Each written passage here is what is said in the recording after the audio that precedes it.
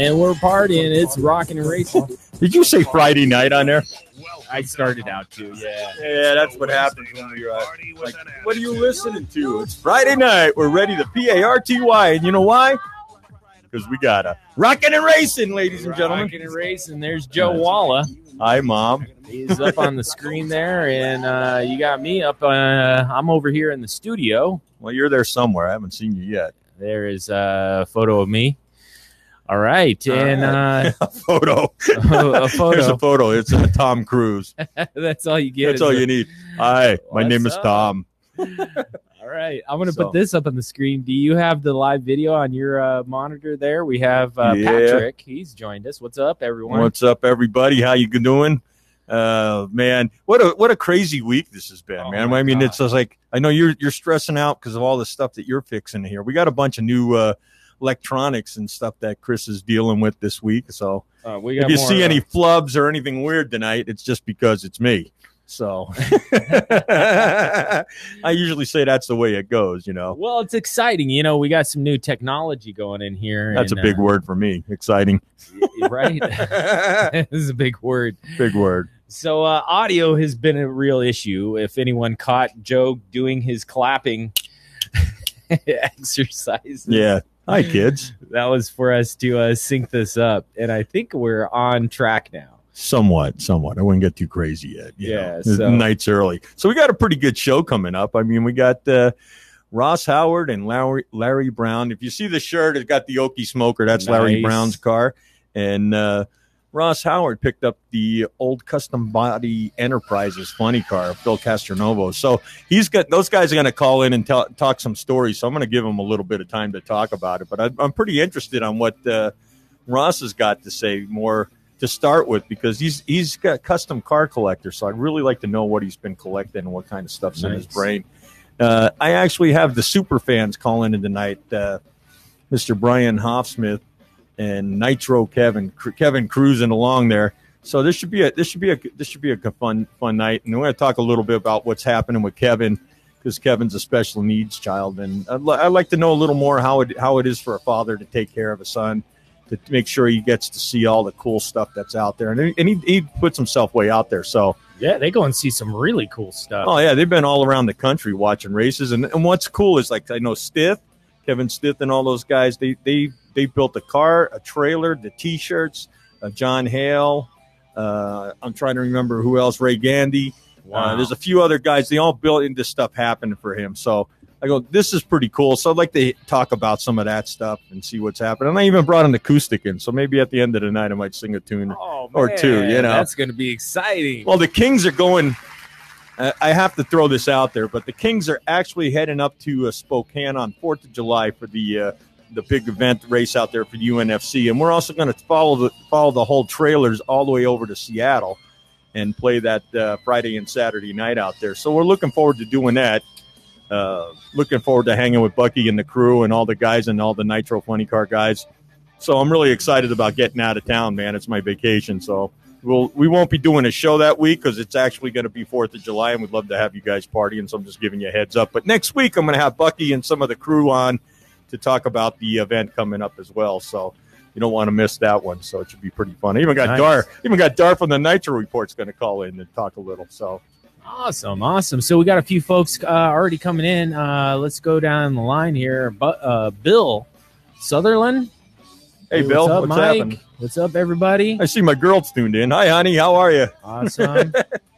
And we got Ed Arnold. Which ones you see her on there? She didn't comment. No, she didn't comment. But Ed's got some cool stickers for the Mongoose. If you guys are interested, check out the Glory Days of Drag Racing and get a hold of Ed Arnold out there. He's got some Mongoose stickers that will be available to probably everybody out there. So if you look at the feed, you'll see some of the comments that the guys will have. Nice. And I want to say hey to all of our sponsors tonight. You know, yes, Bucky Austin Racing, Bucky's, Entech Oil, and Nitro Mafia Racing, and Stith Printing, of course. And a couple of quick ones out to our old guys that I don't want them to think that we don't love them anymore. But I wanted to say, hey, what's up to Big Ben, DJ Safety, because he sent us some cool stuff in the studio that we got, and we don't want them to think that we didn't appreciate that. And we definitely want to do some stuff coming up. So Thank you. And Rusty School Guitars, who's been with us for a while, but we just kind of parted ways on the last couple of weeks. So he's doing his thing, and we'd love to have him come back. But we're still looking for sponsors. So if you're out there and you want to be a sponsor, get in touch with me. I've been hunting you guys down for the last couple of days and looking to see if there's something that we can do for you. So give us a call on the studio. Get a hold of Chris on Radiobuzzd, Chris at Radiobuzzd.com, or myself, Joe at Radiobuzzd.com, and we'll see if we can help you out. So. Right. And we got some commercials. We'll do a little commercial break, but we got some graphics I was overlaying on top of there. So. All right, so maybe we can do it in between the guys chatting too tonight, because I know with those guys, it's almost close to 6:40, and I believe that Ross Howard should be buzzing in anytime, so I don't want to lose that. But I saw a couple of things that I wanted to toss out, and it's just kind of this last couple of weeks have really been sad, and I've been getting so much sad news. Phil even sent me a note about let me see what I wrote here. Don Ellison, there's a medical thing for his cancer. He's one of the door slammer drivers out there on the East Coast, and it looks like his family could use a little bit of help. So if you go on Facebook and look up Don Ellison, one of my friends today sent me a text, Big Joe, that he's dealing with cancer. So it's just. These things just keep on coming. We lost the Goose. We lost a few other people this week, and I know the list will probably keep going on every week that we come out, but I just wanted to say a quick little prayer. And we're with you guys and help you guys fight through all these diseases that are coming up. It's killing us. All right, we got our first caller on the line. Hi, you're live on Radio Buzz. Who we got? Hey, Joe, this is Ross with the Custom Body Funny Car. How you doing, Ross? Good to have you on. I'm doing well. Thanks for having me on. How are you doing tonight, Joe? Doing great. Is that Larry with you? Is he hanging out on the sidelines? He's at his house. He may be asleep, so we'll wake him up in a little bit. Well, thanks for coming on the show, man. It was great to see you at the Nitro Revival. That was a really good event, was it not? Oh, yeah. I definitely enjoyed the hell out of being there. I mean, for 2 days of hanging out with all the all-stars. I mean, I don't know how much that you were driving or, this is why I wanted to get you on to talk about your history and your acquisition of this bitchin' funny car that you got. Well, how did it feel sitting there with two New York cars while you're sitting there? Oh, you're yeah. a New York boy yourself. Of course. But it was good. Yeah, with John. On the other side, of course. Sitting it was next like to Ingenue, and you're sitting next to the custom body car from Utica and Ingenue from Brooklyn. Right. You had to feel right at home. Except for you guys are talking with the draw. We'll talk slower for you if it helps. I'll have to get a couple of blondes in between so they can translate. Okay. Nah. How's it going, man? How you doing? You doing good? Doing good. We just came back from Bowling Green, which should be more aptly named Boiling Green after, God, that was humid. Oh, man. I saw some crazy stuff on it, and everybody did complain about the heat, but it looked like the racing was pretty damn good. The racing was good. Congratulations to Mindy Fry for winning Top Fuel. Yeah, I saw that. That was pretty cool. And I think Dan Horan actually won the funny car thing. He did. So my hat's off to the top fuelers over there. So congratulations to you both. Yeah, it was just so freaking hot. It was just miserable. I don't know if we got older or it got hotter. Oh man, I'm sure the humidity in that area is probably not as beautiful as it is out here, right? Correct. I came out there when we went to Laguna Seca. I thought, California, I'm going to be wearing shorts. You needed a jacket. 60 degrees. Yeah, wearing a quilted coat and wanting another one. Right. Yeah, I had to do the same for my girl. She was walking around. I think the Burkhart brothers gave the girls a couple of sweatshirts because whatever they were wearing wasn't keeping them warm that day either. Yeah, sweatshirts, they sold out immediately. Exactly. Oh, it was beautiful, though. Yeah, if people have not gone to one of the Nitro Revival events, they need to jump on board. Melvin Record at Laguna Seca stated in the 11 years that he's been doing that, they've never had more reception from the fans for that. So that's pretty big. Yeah, that was pretty good. I mean, the whole deal was cool. I mean, I wasn't expecting, like I said, last couple of shows, I haven't really expected it to be as cool as it was. And I was pretty much like, okay, I got it now. I got what it's all about. Yeah, if you're a gearhead at all, that's the thing to go to. There's motorcycles, Formula cars, Can-Am, vintage NASCAR, drag racing cars. Yeah, you got the whole party. Exactly, the whole party's right there. And yeah, it was way cool. I mean, I got to meet some of my heroes that I never got a chance to say hello to. And like I said, I waited in line one year to get Big Daddy's autograph, and finally got it. I got him to sign the book, and I got it on that nice posters that they were doing on Friday and Saturday. So that was cool. I'm stoked. I'm not a big autograph collector, but knowing how all these guys are and how much time's left on the planet, we may not ever see those guys, and I'm praying that we do get to see them more often, you know? Exactly. We just lost Tom the Mongoose McEwen last week. Yeah, and I talked to him at the Pomona for the race, and we talked about possibly being on the show, and I didn't follow through quick enough. And I talked to Randy at Red Line Shirts. I think that he's a good guy. Yeah, and he said he was going to try to get the Goose on. So, and then bad news struck last week. So enough of the sadness, you know. Just absolutely got to keep it on the up, you know. It's just like all our heroes are falling, but you know, gotta take the time to enjoy them. Just like it. How did you end up with? I got it. I know we'll start with how did you end up with the custom body car? Well, I had been involved with the Capel stuff for the last bunch of years through various friends, and was on the lookout for a Capel car. It had to be something with a good history. It had to be a Chrysler product. And the custom body car had been in the NHRA museum in Pomona for the last couple of years, and then it became available for sale, and I latched onto that. I mean, what better car to have? One driven by Tom Prock, owned by the Castronovo brothers out of Utica, New York. A lot of great history there. It's a one-year-only race car. It didn't run when we acquired it. Knew that. Larry Brown, the Okie smoker, he came on board. Very instrumental in helping to get the car set up, running, you know, as in that time period. Right. And we've had a lot of fun with it. We've gone all over the place. You guys ever thinking about maybe taking it on a pass, or just keeping it for cackle only? That would be like shooting heroin, you know. No better than to do that, Joe. Well, I had to ask. Valuable. Oh, yeah. Thought about it? Absolutely. Going to do it. I know better. I want to be able to afford to eat real food when I'm old. I don't want to have to eat cat food. A kennel ration. Wasn't that the East Coast thing? Probably. I know. That's the same thing. I know. I see all this crazy stuff. I'm like, I still want to go do this one of these years. Sell some guitars and go racing. We need to put you in the car.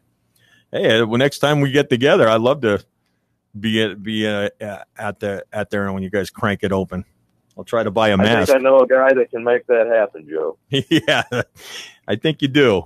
So we'll definitely have to see what kind of trouble. One of the cool things, we've been able to reunite the Prock family with the car in running condition after 40-something years. Been able to take it back to Utica, New York, and show the Castronovo family. Right. Their old car. Yeah, that's pretty cool stuff. Goosebump moment. Right. I think that Chris is trying to find some of the. I sent him a bunch of the pictures, so he's going to try to load up a few of the pictures. And I saw the pictures with the Prock family next to the car, Jimmy, and I think that's his son, right? Later custom body driver. We had him in the seat at the 25th California Hot Rod Reunion. Right. And that was the year of the fun. Was there. Right. Was that the year of the funny car? Was that the 50 year this year, or was it last year? Yeah, we did the 50 year of the funny car. We took it to Indy, the Mile High National, and a couple other places. That's pretty. A lot of good history there for people to get to see and enjoy, and a lot of fun. Right. We've met a lot of neat people. Yeah, I think he's got some pictures coming up. Yeah, I'm trying to I'm just trying to put them all together so that people can see. Load them all up here. There's a couple of different ones from over the history of the car. I always got a kick out of that the wings on the side of it. I mean, did they actually have a purpose on them at the time? Do you think it kept? That was early aerodynamics. They only used that the 1 year, then they were banned by NHRA for whatever reason. That's interesting. But they also are very good about popping you in the head or snagging you when you walk by. Or anytime you're checking the tires, you raise up, you get bonked in the head. That'll keep you remembering that they're there. Those are actually the original canards off the previous car that Phil Castronovo had drove at Indy when there's a famous Life or Look magazine article where the car blew up in the light while Phil was driving. Those are the actual canards off of that car. Wow. So even the parts are historical. That's pretty good to be able to acquire some piece of history like that. Good historical piece on there. Had sent a magneto off to Tom Cirillo to have it serviced a couple years ago. Right. And he called back telling me, "You've got a really historical magneto there." His father had kept records of all the magnetos, and on the serial number it showed up it was Jungle Jim's magnet. Wow. Yeah. That's a great piece of history right there as well. Absolutely. To know one of the last people that had their hands on that was Jungle Jim Lieberman. Yeah, my father worked for him. I keep saying that every show. Really? Yeah, he worked for him. He was one of the pickup guys that worked for Briggs Chevrolet. So whenever we were in Englishtown, he used to go and help out and do whatever oddball stuff that they let him to help out, whatever's necessary. Pickup guys, how those guys are. They're always constantly doing whatever they ask them to. We do the same when we're on the West Coast. We have a couple guys jump in and help us. And then when we're back east, we have a couple of guys back east jump in and help us. Because you can't haul everybody with you. No, unfortunately not. Thank goodness. Yeah, I mean, you feeding extra bodies on the road. It's bad enough traveling around with Larry coast to coast. He's going to tell some crazy stories. I know that one. I got a chance. Oh my God! It's like a couple of kids heading to Tijuana on their teenage birthday. That's classic right there. Because I got to chat with Larry at the reunion, so we were chatting for about 15 minutes. That was pretty good. He was telling some pretty cool stories and history about the racing. So I didn't know about that big explosion of the car when you guys sent me that info. So we're going to post some pictures of that later too. And with the motor going. Yeah, he's even in the movie Funny Car Summer with that, as is the custom body car. Both of them had a cameo. Larry, they caught that explosion and they put it in the movie. Wow. That's crazy. And that's amazing that he walked away from that and didn't get hurt. It really is. That's the shot that was heard around the world. Steve Reyes took a really great photo of that. You can see the pistons and rods coming out of there. It's pretty awesome. Yeah, we'll have that picture up in a little bit because that was definitely crazy. I was reading. Was that picture in the group of emails that you sent? It's in the one. There's another email I sent you that said this is for Larry Brown, or it has a different. It says FC on the email, so that's the one with Larry's cars and stuff on there that he's done. So a little bit of history with both of the guys. So yeah, Larry's been doing this from the 50s, 60s, all the way up to the 80s. It's kind of top fuel, then switched over to funny car. It's kind of like our buddy, the Stone Age man. We've had him Absolutely. Joe Chicano. Yeah, we're having him on the show and talking some crazy stuff with everybody. George Hutchinson. George. Yeah, it's always a kick, when we had him on his own show. So it was kind of cool for a while he did it. So sharing a little history because he had some great stories on what from the beginning of drag racing and. That's what's necessary. That's why I try to keep the show alive and keep it going. Say, hey guys, this is what's happening. Yeah, if somebody's not recording that and keeping written record, it's gone. Oh yeah, I mean thank God we keep all the shows on, so we keep them on YouTube, so you can find all the shows as we're trying to archive them as well, so people can always go back and listen to who we had on. Well, you may want to burn this one. Come on. This is, the method to madness on this is that you know, we can have drivers on and telling their stories, but they start becoming similar. But I think sometimes with different guys doing different things, like such as yourself, you're not. Did you drive much? Or have you ever drove any of these funny cars or anything top fuel or any of that stuff? No. So you're been a fan, you know. Right. From day one, they were just the coolest thing ever for our age group. Right. The dragsters were cool, but when funny cars really came into vogue in the early 70s, man, that was just a hit. Oh, yeah, that was my thing. I fell in love with funny cars when it was my dad left me at Englishtown. Here, go. Here's $20. Watch on parachutes and paint jobs. That was what I was always wanted one, but you know, it took about 40 years for that to happen. Well, hey, you got a good piece of history right there for sure. Ain't no doubt about it. So I understand. No, didn't drive, just went to a lot of drag races, enjoyed funny cars, and top fuel as well. Nitro, obviously. So I understand you are a monster collector of Mopars, huh? I have a few, Joe. like my guitar collection, possibly. It's pretty big. It kind of got out of hand at one point. My dad and I started acquiring stuff when I was in high school. Right. And we found a Superbird listed like in '74, when the gas prices first hit. People were bailing out on those cars. You could pick them up for, I think we bought the first one for like $1,400. Oh my God! Can you imagine finding one today? Do what? Can you imagine finding that today for $1,400? Oh yeah. Good luck with that. I drove the thing in high school. You know, who gives a 16-year-old kid a Superbird with a 446 pack to drive? Your dad. Yeah, obviously. Well, still have that. We've picked up several more after that. A Charger 500.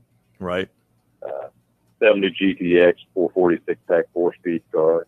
This stuff you could pick up. These are not, you know, primo museum pieces. They're just as found vehicles waiting on somebody else to do a restoration when the time comes. Yeah, you might just want to do it once in a while as time starts going down to, you know, you got a little more time at home. You might want to just pick a few of them and keep them at that. Let's put them in showroom condition again, you know. That might or might not happen. That's looking for more funny cars. That's the picture right there. That's the one. We just posted the picture of Larry with that motor coming right over the top of the roll cage. Man, did that go up and over? Or did that stay? He stayed up right with it. It just spit it out. It wanted out of there. That's wicked. I mean, that's a great shot. That is definitely one of the craziest pictures I think that you'll find out there too, because that motor's just like right at his head. Man, Dennis Baca was in the other lane when that happened. That was at National Challenge 72 at Tulsa, Oklahoma. Wow. Larry got a lot of press for that one. That's what he was saying. He said he got a lot of different cool stuff. That's why I was reading some of the articles that you guys were sending back and forth, and I go, I know he was a funny car pilot for a while, and I know he did his own thing for a little bit. And I'm like, okay, I didn't realize he had all this other stuff going on. Just like it's just why I enjoy talking to everybody, because you don't realize who they've worked for, or what they've done, or what kind of history. So I'd love to hear your guys' story. I probably got the only period correct driver crew chief riding around in a 4-door dually still. Yeah, just as long as Larry keeps telling you stories and keeping you awake, right? Oh man, like I said, we have a hoot of a time going down the highway there. I could tell already. I've had other people, you can't drive down the block before you're ready to push them out. He and I will be going for a week or so. Right. And it's all good. He hadn't killed me yet, so. You let him drive. Don't tell me that. No. Yeah, okay. We're safe now. He's a funny guy. He's got the back. Right. Still with us? Still there. All right. Larry yet? All right. No, and I don't think Larry's called in yet. I don't know. Not yet. Not yet. He should be calling in a few minutes anytime now. If he, like you said, isn't sleeping, because what's the time difference between 7 now here? Yeah, it's 9 here. All right. He should be about up, at least for another 20 minutes, right? Larry, rise and shine. He's had his nap today. He'll probably both had our naps. Yeah, he'll probably say that's what he needed to do before he got on the radio. He's probably still snoozing. You gotta love it. The car, definitely. I'm looking at the picture that Chris has posted. It's awesome. It is a beautiful piece. Well, thank you. Yeah, these guys. I remember the car back in the day too. I just didn't. I always try to remember everybody who was racing all the cars and the funny cars, and try to figure out which was like the who was the king of the crops back then. You know, like everybody who's their favorites. So these were definitely. The Challenger CUDA bodies were definitely the hot item to me. I always thought they were bitching. Yeah, that's a Little John Butura body on that. It was a who's who. Kenny Youngblood graphics, Nat Quick lettering, striping. Right. Yeah, Kenny black under the hood. Right. Yeah, Kenny does a lot of great work. We went back to New York to Syracuse for the Syracuse Nationals last July. Going again this July, in fact, so if anybody's in the area, come on by for the Nationals. The car was just, I knew it had a huge history back east. I had never been to New York. And my gosh, the respect people came by, you know, our age group, they remembered the car from back in the day in New Hampshire or up and down the coast where they had seen it. Right. It's like they walked around the corner, they weren't expecting it. It was like they had seen a ghost from their past. I fully expected, you know, with all due respect, to see a wreath laying in front of the car one morning. You know, just they were that stoked about having it there. That car has definitely got the image and definitely had the good looks of the 70s for sure. I mean, there's so many guys I've seen starting to collect, you know, and save some of these bodies from those days and redo them. I mean, it would be awesome to see them all lined up on a 64, you know. Here's a cackle. Oh, absolutely. Just like the old days when they did the 64 funny car things, like at Englishtown. I remember that. I think we're slowly starting to see more people acquire and restore, like you're saying, the funny cars. For cackle cars, they haven't been as in vogue. That's just slowly starting to come around. There was 9 or 8, I believe, at Bowling Green last year when we went. Wow. Now, hopefully they come back. I mean, you know, on the cackle scene, it's mostly dragsters or altered, so that's pretty much all you see. It is. You know, I'm all for that. I like them, but again, I'm a funny car guy. I'm with you on that one, but it still is pretty impressive when they're all running like they did at that Ring of Fire thing they did at the. Oh man, there's a wild. Ken Borden video on YouTube of that Laguna Seca event, and people are probably 9 to 15 people deep, and it just went as a wave from car to. Yeah, that was wild. I was watching that. Taking it all in. Yeah, watching people going crazy trying to do. It's like, oh my God, my girls and my sister. I don't think they really have taken in that dosage of nitro, so it was kind of fun to watch them kind of squirm a little. Yeah, it was awesome. It was starting to gag us even. Yeah, I think a few of the guys put a little extra in the tank just so they can get that. Watch them all scatter. Are you? Where are you traveling to next there, Ross? We are going to, of all places, Clovis, New Mexico for a music festival. You'll like this. Warrant is going to be there. Yeah. It's like you need to bring the car. We're taking the car. They're going to have 5 cars there for a cackle. Oh, how cool.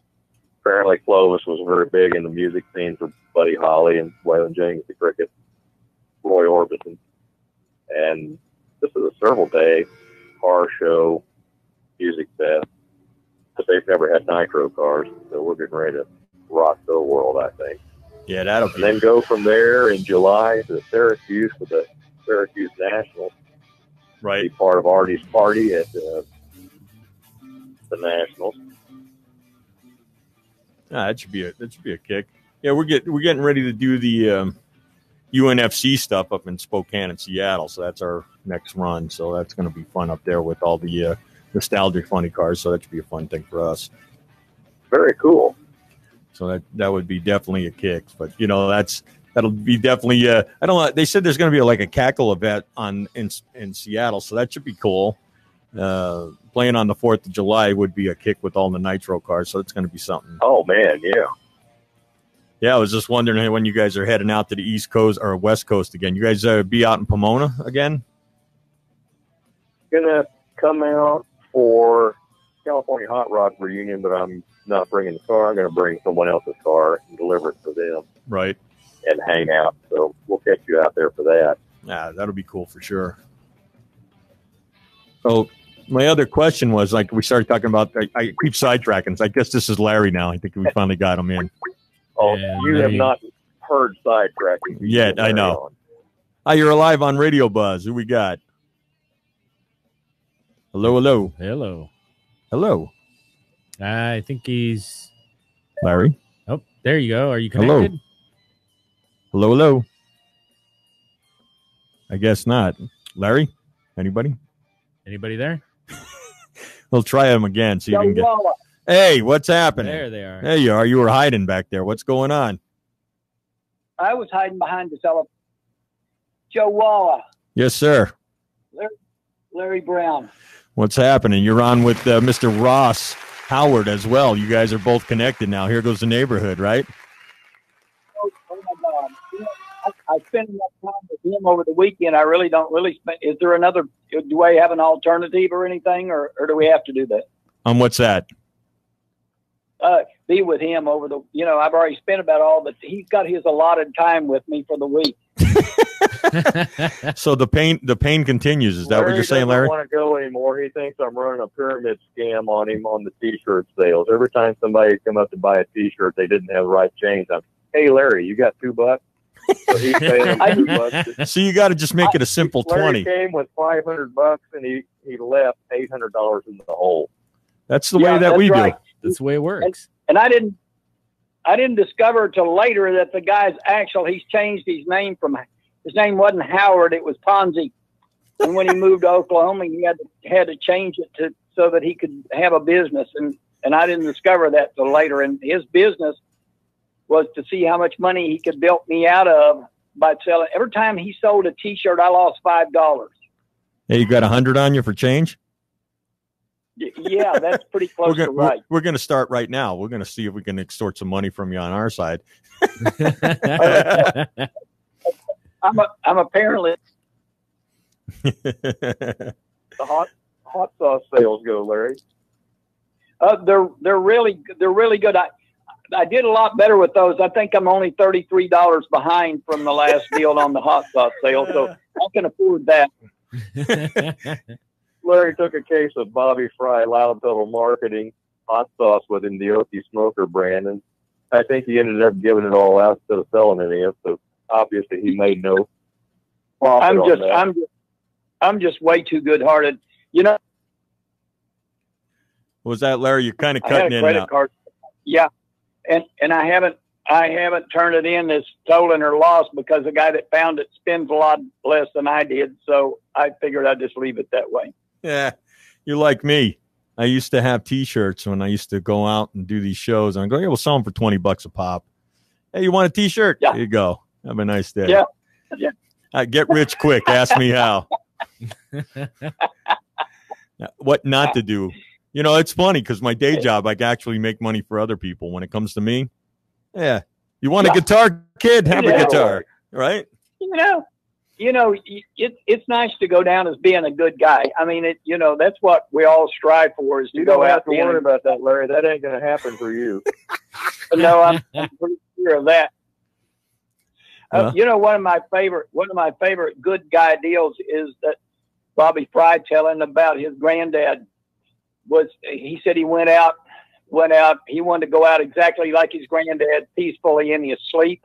Right. When he died, but unfortunately, couldn't say that about the other 6 people in the car. I just read that somewhere today too. I just saw that. You're killing me with that one. I just actually saw that. Yeah, I want to go out peacefully, but that doesn't say that for the other 6 in the car. I know. I love that. Hey, I'm sporting your shirt. Joe, this is what it goes like nonstop down the highway. Well, I just want you to know, I just want you to know, Larry, if you're not watching the show right now, I got one of your shirts on, right? I just want you to know that, okay. Bobby got me for about a $50, in shipping. So, so hopefully you get $2 on that one. Yeah. Bobby sells those for way more than he's the allotted price. He told me when we started they were $20, and I find people that give $50 and $60 for them. So I don't know how he does that. But well, he saw me coming. Right. Yeah. You notice how we shamelessly put that plug in there, though, don't you, Joe? Yeah, of course. And we had Bobby on a couple of weeks back. We were talking like we were old buds back in school, and I remember Frantic Ford back in the 70s as well. So we had a good conversation. Absolutely. You don't want to, from what I see about his post, you don't want to push him in the corner because he will fight back. I think he's kind of like an old snake or something. You get him pushed back in the corner and make him mad. You unleash his wrath. Hey, forget about it. He's from New York. Forget about it. We have Bob. Go ahead. See, we took you all the way completely out of the loop with like drag racing. We go to the West Coast. We always feel real good about that because they jump onto us for being Okies, and we remind them that they wouldn't even be out there if it wasn't for Okies. Everyone has Oklahoma ties back to their families, because their families come out there in the 30s. Right. But we can't do anything with you guys. But the most part, the New Yorkers are still in New York. Maybe they couldn't go out of state. I don't know. Maybe they weren't allowed. Yeah, well, they had to check in with the parole officers. You know that. It's true. Come on, it took us a long time to get out of Jersey. Forget about it. Is this a historical show, or are we gonna just do one-liners for the rest of the night? Ross, you know what? Good at that. I figured I'd give you guys about. Another 40 minutes and see what we can talk about. But yes, we did post that crazy picture of that your drag racing big moment there with the engine rolling over your head. We did post that up a few minutes ago. If Chris can post it right back up, and show that look of horror on your face. That was an ugly situation. That was Dumont. My boy Dumont just died here this past year. He died in about 3 months ago, the guy that owned that car. Right. And he always blamed me for that. He's told me that it was in good shape when he gave it to me. And so he told me it was all my fault. I would have blamed you. And then he did till his death. I told him, early on when I first started driving that car, I said, I don't have an oil pressure gauge I can see. And he said, that it wasn't any of my business. He said, you don't need an oil pressure gauge. You don't own the engine. It's none of your business. So I just, I took that as at face value, and I never worried anything about it, So when it blew up, when it was gone, there's the picture. They come driving up. Yeah, there it is. And they came driving up in the push truck behind me, and they got the really weird look on their faces. And by this time I've got the oil off of me and got most of the parts and everything off of it that I encountered driving through that mess. And that one of the guys in the push truck said, "Where's the engine?" And the other one said, "It blew up." And he said, "Hell, it didn't blow up. It didn't all blow up. It's got to be somewhere." And they actually spent about 15 minutes looking for it. That's crazy. I mean, how far up did that motor go? Did it go further up the road from you when it launched? Because it doesn't show it. Oh my God! Oh, it was. See, that car only weighed like 1,800 pounds or something. It was a really light car for a fuel dragster. It was really light, and it probably weighed 1,800 pounds. And so when the engine left it, the car only weighed maybe 600 or something like that, by the time you get all that big lunk of cast iron out and the bell housing and all the other associated pieces with it. So the car almost didn't go past the lights, the finish line, and it run 229, I think, on that run. And it stopped almost probably 150 feet past the finish line. So it was stopping in a hurry. So the engine, once the engine's out of it, the mass of weight's gone. and the engine carried all the weight, and it bounced and went and bounced and went, and it probably ended up a full 400 feet from the car. Wow. It was it went way out because it was pretty well airborne as per the pictures. You know, when it came by me, unbeknownst to me, it was maybe 15 feet in the air. Dang. I mean, that picture just looks crazy as it is. Either, did you, Larry? No, I never had an oil gauge, and he never trusted me with any kind of engine stuff after that because, like I say, he blamed for all that, you know. And then it was, you know, one of the funny things was, if there's humor to that, after we went back over the pits, that was at that Garlett's PRA race, and you know, there was every heavy hitter in the country was there. I mean, everybody was there. Right. We went back in the pit, and Goodyear had after the first round, Goodyear had brought me a set of wheels and tires, and they said, "Here's your wheels and tires. You can run these the rest of. If you need some more, we'll go get them." And so the Goodyear reps were over there when we got the car back to the pits, and it had cut both tires off the back. One of them was almost completely gone. The other one's cut just to ribbons. And they were standing there looking at them, and I asked them if there was any road hazard to those tires, and they allotted that there was no road hazard. It was all on me. Oh, but they were glad just to get their wheels back and you know, without the tires on them. So, wow. So I don't remember. They can't have nice things. No, I don't remember Goodyear giving us tires after that point because I think they had just assumed we couldn't take care of them. It sounds like it was Midnight Auto Supply for you guys, huh? That was back, and again we run the clock back, but that was when that was fun, you know, and it's so business-like now. Obviously, it is a big business now because the sum total of all of our operation wouldn't probably buy a supercharger for one of these new cars, you know. And that's like Larry and I have talked before. You go see, we went to a Division 4 race here a while back. There's guys with toter home. We still got you. That would have been a well-funded top fuel team years ago. Oh yeah, it was. You look at them now. I think to run competitive in a top fuel, either one of those funny car or dragster, I think it's like what, $4 to $5 million just to be competitive now. And it was. I don't think that might do it. I'm thinking that Jack Beckman's a pretty close friend of mine, and we talk, and we don't talk about money, but we talk about old times and this, that, and the other. But I'm thinking that they have to. Just to field a funny car team right now, they want about $10 million to start with. See, I was conservative. Ask Larry how he knows Jack Beckman, Joe. Larry dated Jack's mom. Is that possible? That it may be grandmother. See, it could have been it. Go ahead. Go ahead. You first, sir. We're going to spend the evening stepping on each other because we can't see the other guy open his mouth. You know,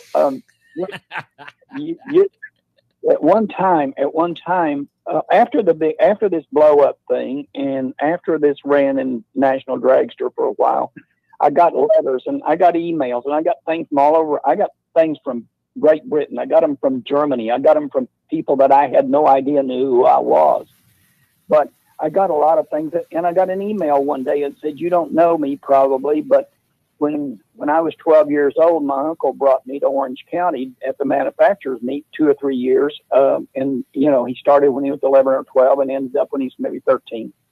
And he'd come to the manufacturers meet, and I allowed him to sell T-shirts and wipe the car off and stand around in the way, and it was Beckman. And so he actually worked for or with me when he was 11 or 12 years old. Wow, that's pretty cool.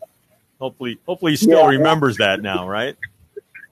Well, I don't know whether I sort of think he blames me for getting him indoctrinated in all this crap to begin with. You know, I'm not sure whether it was a godsend or an omen that he got there, you know.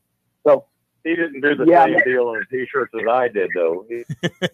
But at least you're making money out of it, right, Ross? But he might have sold T-shirts and put the money in his pocket. We don't know that, see.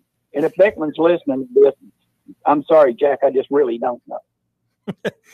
Well, we definitely want to get Jack on the show one of these days, because I understand when I talked to Steve Gibbs that he would say, he's nobody better than who's just keeping the history pretty much alive that's in the sport today that knows as much as Jack has been doing. So I'd love to have him on and chat with him one day.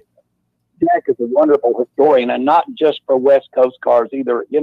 So many people are really knowledgeable about their local area where they grew up, but Jack can quote you things from people all over the United States, and possibly in other countries. And plus the fact that Jack has worked with so many of the drivers that are on the current stages right now. He's an instructor, still is an instructor at Holly's drag race school. And so many people have been under his tutelage through the years, and he knows all those people and knows the history and knows all that. He would really be interesting for you to have.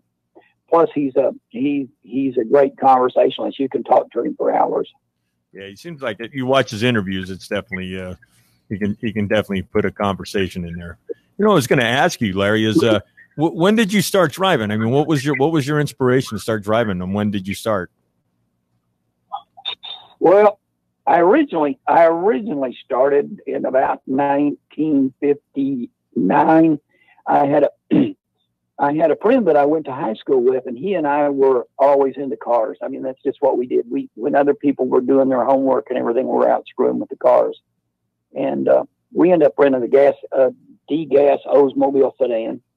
And then we built a B-altered. And then he at that time had gotten married and wanted to stay with the altered deal. And I wanted to have a dragster. So I found some willing compadres and built a junior fuel dragster. Well, it actually wasn't a junior fuel dragster to begin with. It was a gasoline dragster. And I went with a guy from Oklahoma City who held some national records at the time. And he had a D-gas dragster. And I went to Caddo Mills, Texas with him. And I had never heard of or seen anything that ran on nitro fuel. And we got there, and we were standing around. And I asked Clifford, I said, "What is that god-awful smell?" And he said, "Oh, that's that nitromethane. They run it in those fuel dragsters." And I thought, "Which ones?" And he pointed them out to me, and I waited until they went to the starting line and ran. And I go, "Oh my God, this, you can pour the gasoline out on the ground and burn trees with it or whatever you want. I can't use this stuff anymore. We have to have a fuel dragster." So I started running in. Wow. In it for quite a few years, 3 years, I think, to be exact. And the partner that I had later was Marvin Graham's crew chief, Chester Garris. And he was Marvin's crew chief when they went to Indianapolis. In what year was that, Ross? 76. Is that right? 74 when Marvin won. Yeah. And he was, and so my partner at that time on the junior fueler ended up staying in racing for a long time and crew chief different cars around. He's also passed away. I find that the really difficult thing is that most of the people that I raced with, I've outlived. And that might have been because I shortened their lifespan in some manner. Like you're doing mine. Yeah. And most of them couldn't eat because they had no money for groceries, after we got through with whatever we were doing. Wow. I could always make everybody's car run better than they ever imagined it to run, but I was really hard on parts, and always was. And even when I owned the car, I was hard on parts. But I was just always really competitive. I would bust my butt to outrun somebody. I just did not like.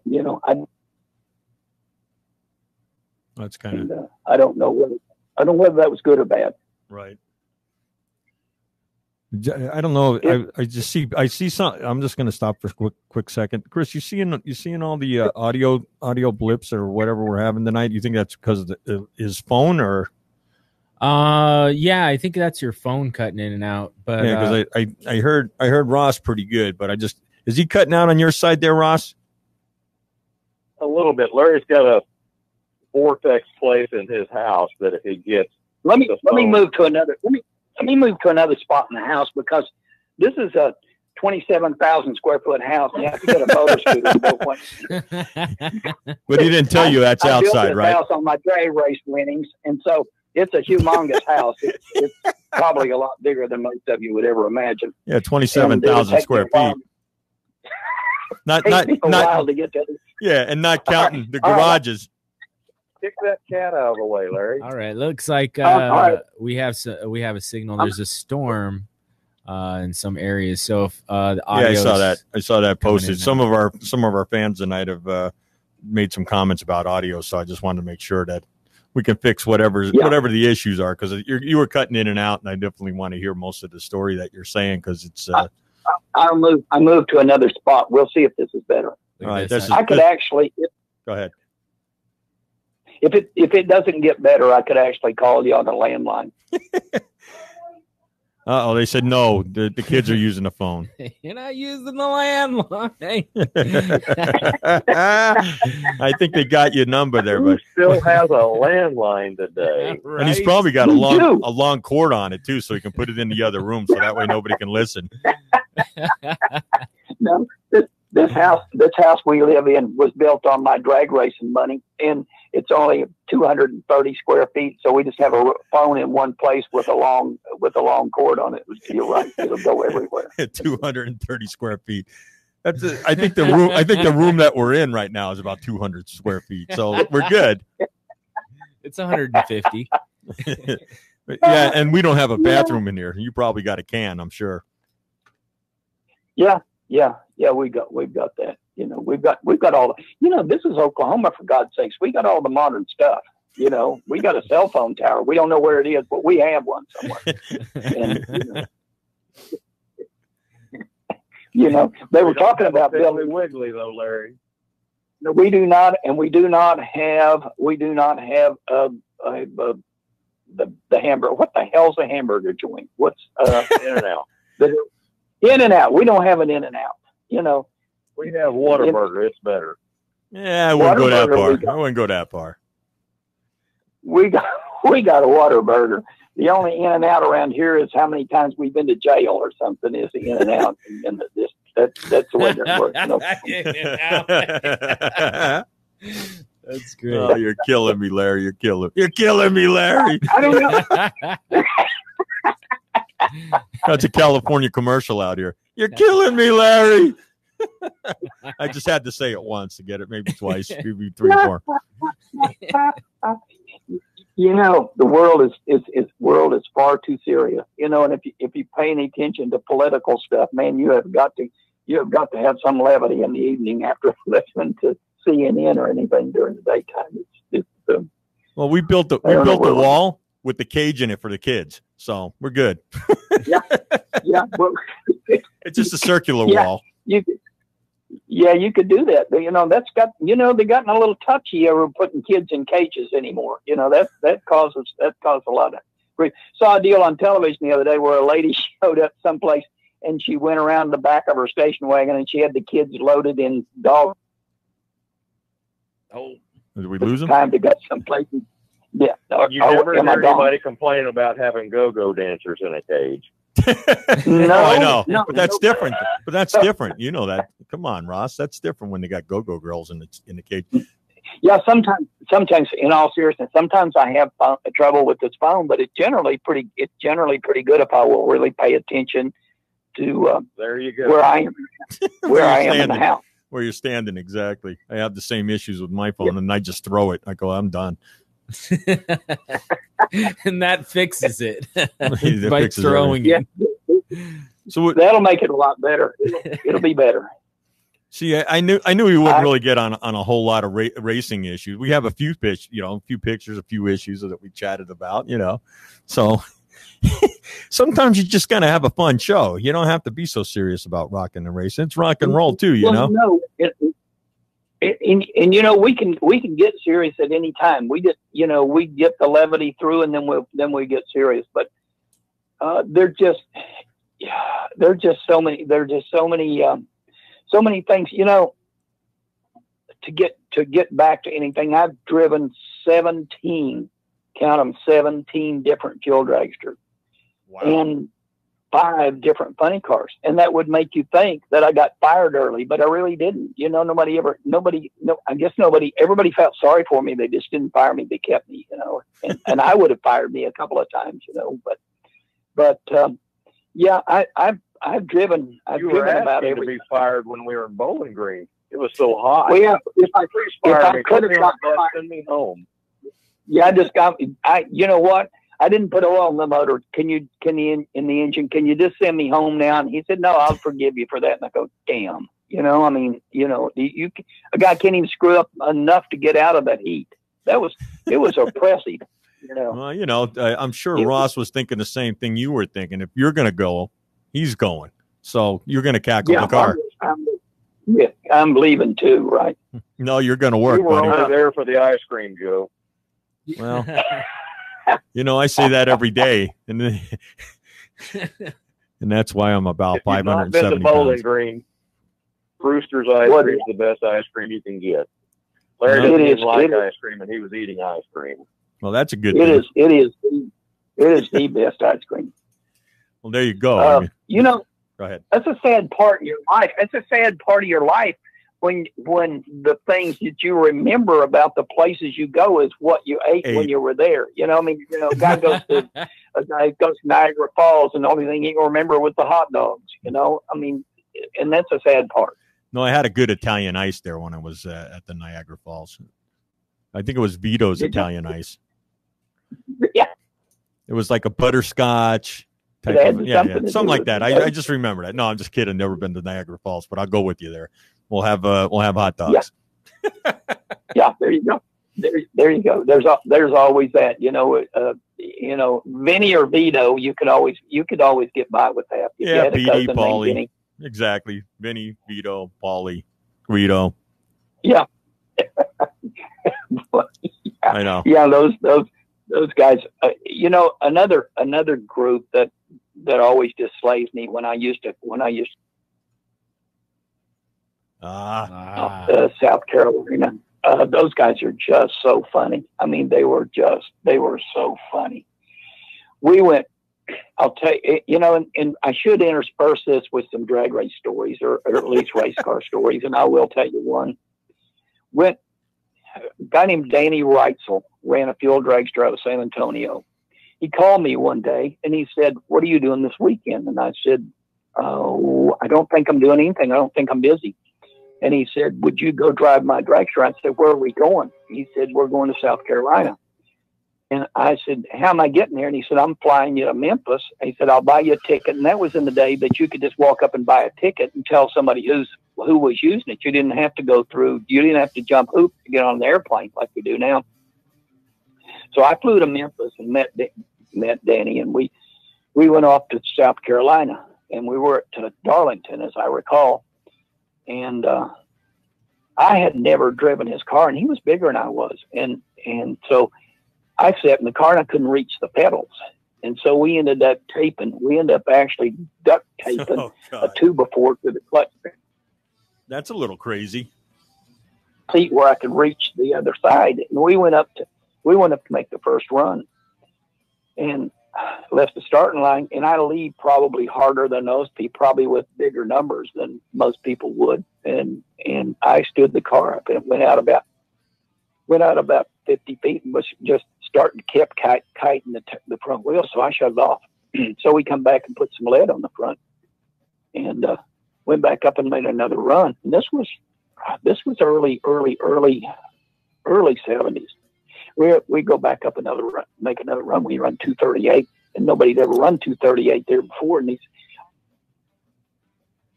wow. And one of them said to the other one, and these guys all have a deep Southern accent, you know, and they're all funny. And one of them said, "Man, I wish my car would run 238." And the other guy said, "You know what? Your car wouldn't run 238 if you were sitting in it and a school bus going 300 miles an hour hit it in the butt." You know, he just wouldn't run 238. So I had to laugh. I had to laugh quite a bit at that because those guys are riots. Yeah, I got a couple. And they're always. I was going to say, I got a couple of guys that I know from the South Carolina and North Carolina area. They're good old boys for sure. And they got some great stories all the time. Oh yeah, they are funny. When Jimmy Nix was alive, before Nix passed away, he had a buddy that owned a place in Atlanta called Jensen porting service. And when Nick's would travel, Nick spent a lot of time in the South, and when he would get down there, he would go to Jensen's shop, and they would call me as soon as they got there.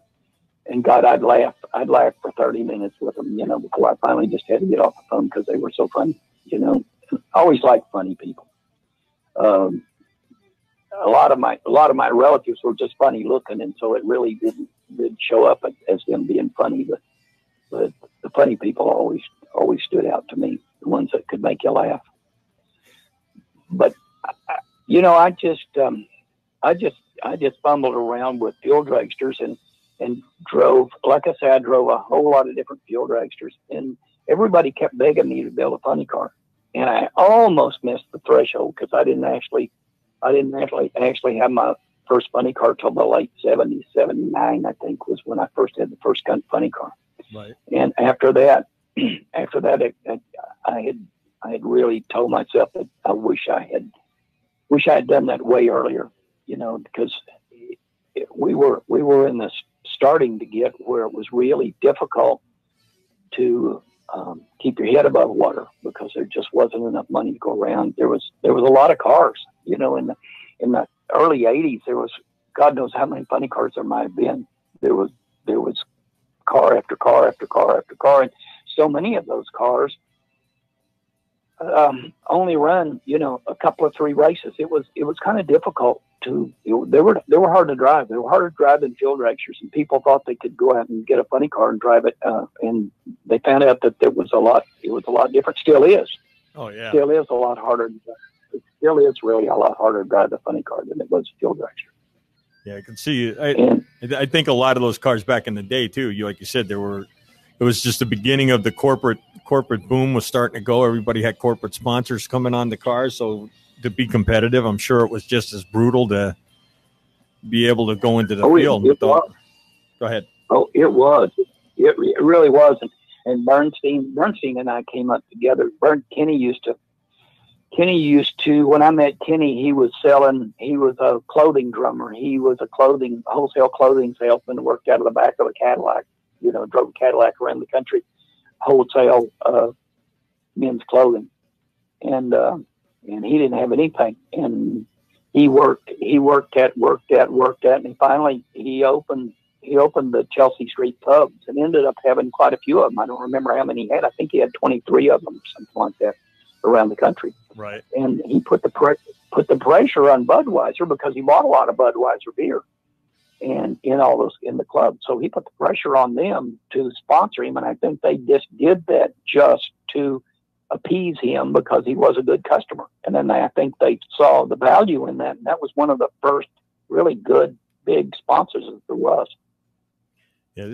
I just remember everybody was just starting to start the Wendy's cars, and there was different ones, and I just trying to remember all the 80s. I kind of was a blur for me, so I didn't really find funny cars again until 89. So after they went to those smaller bodies, I didn't see so many of them, so I didn't get a chance to watch those cars run during the 80s because I came to Los Angeles and didn't even realize there was drag racing out here until I went to Pomona.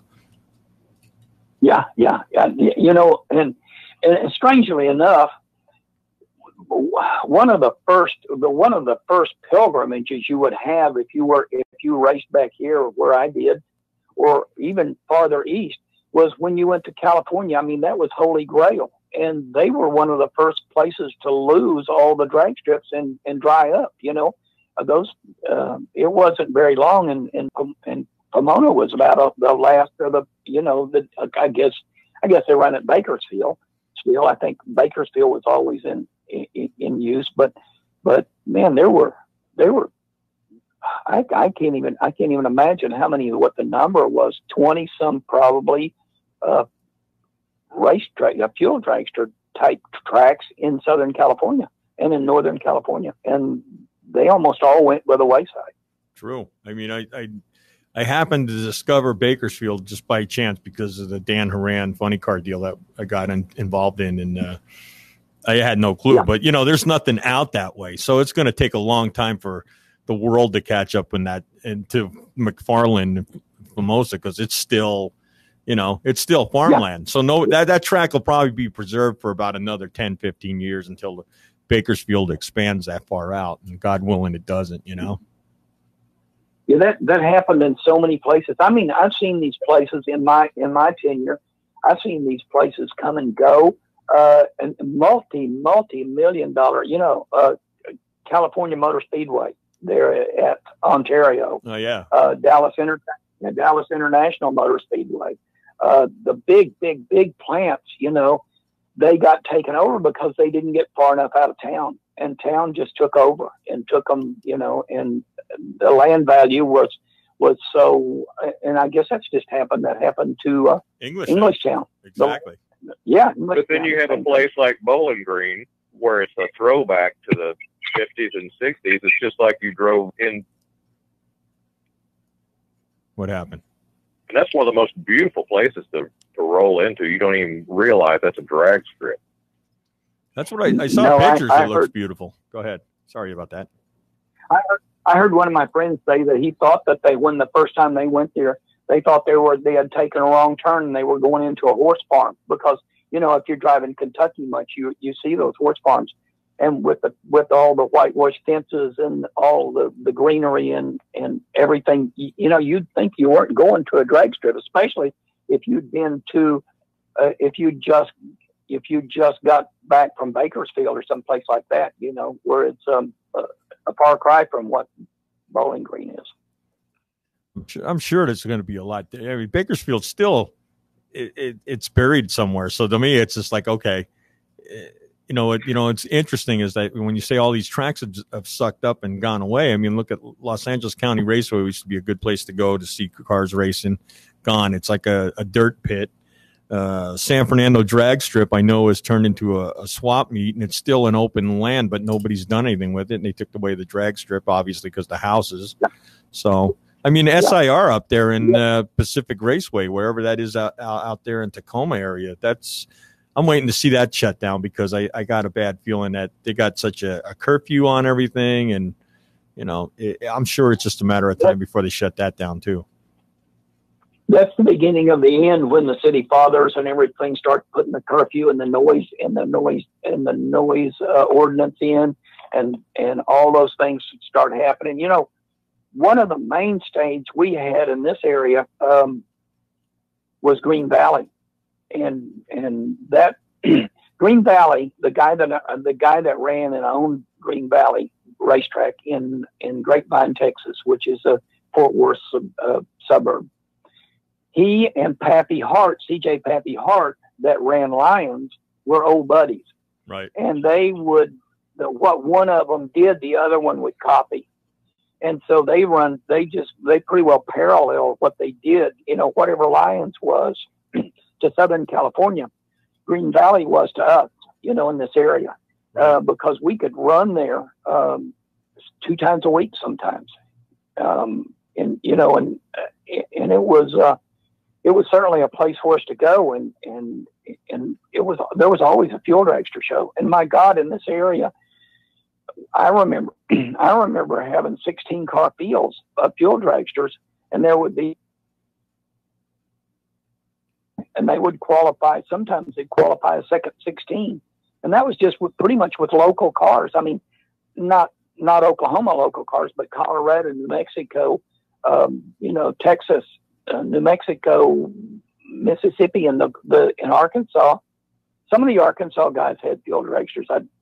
I'm not sure how they did that,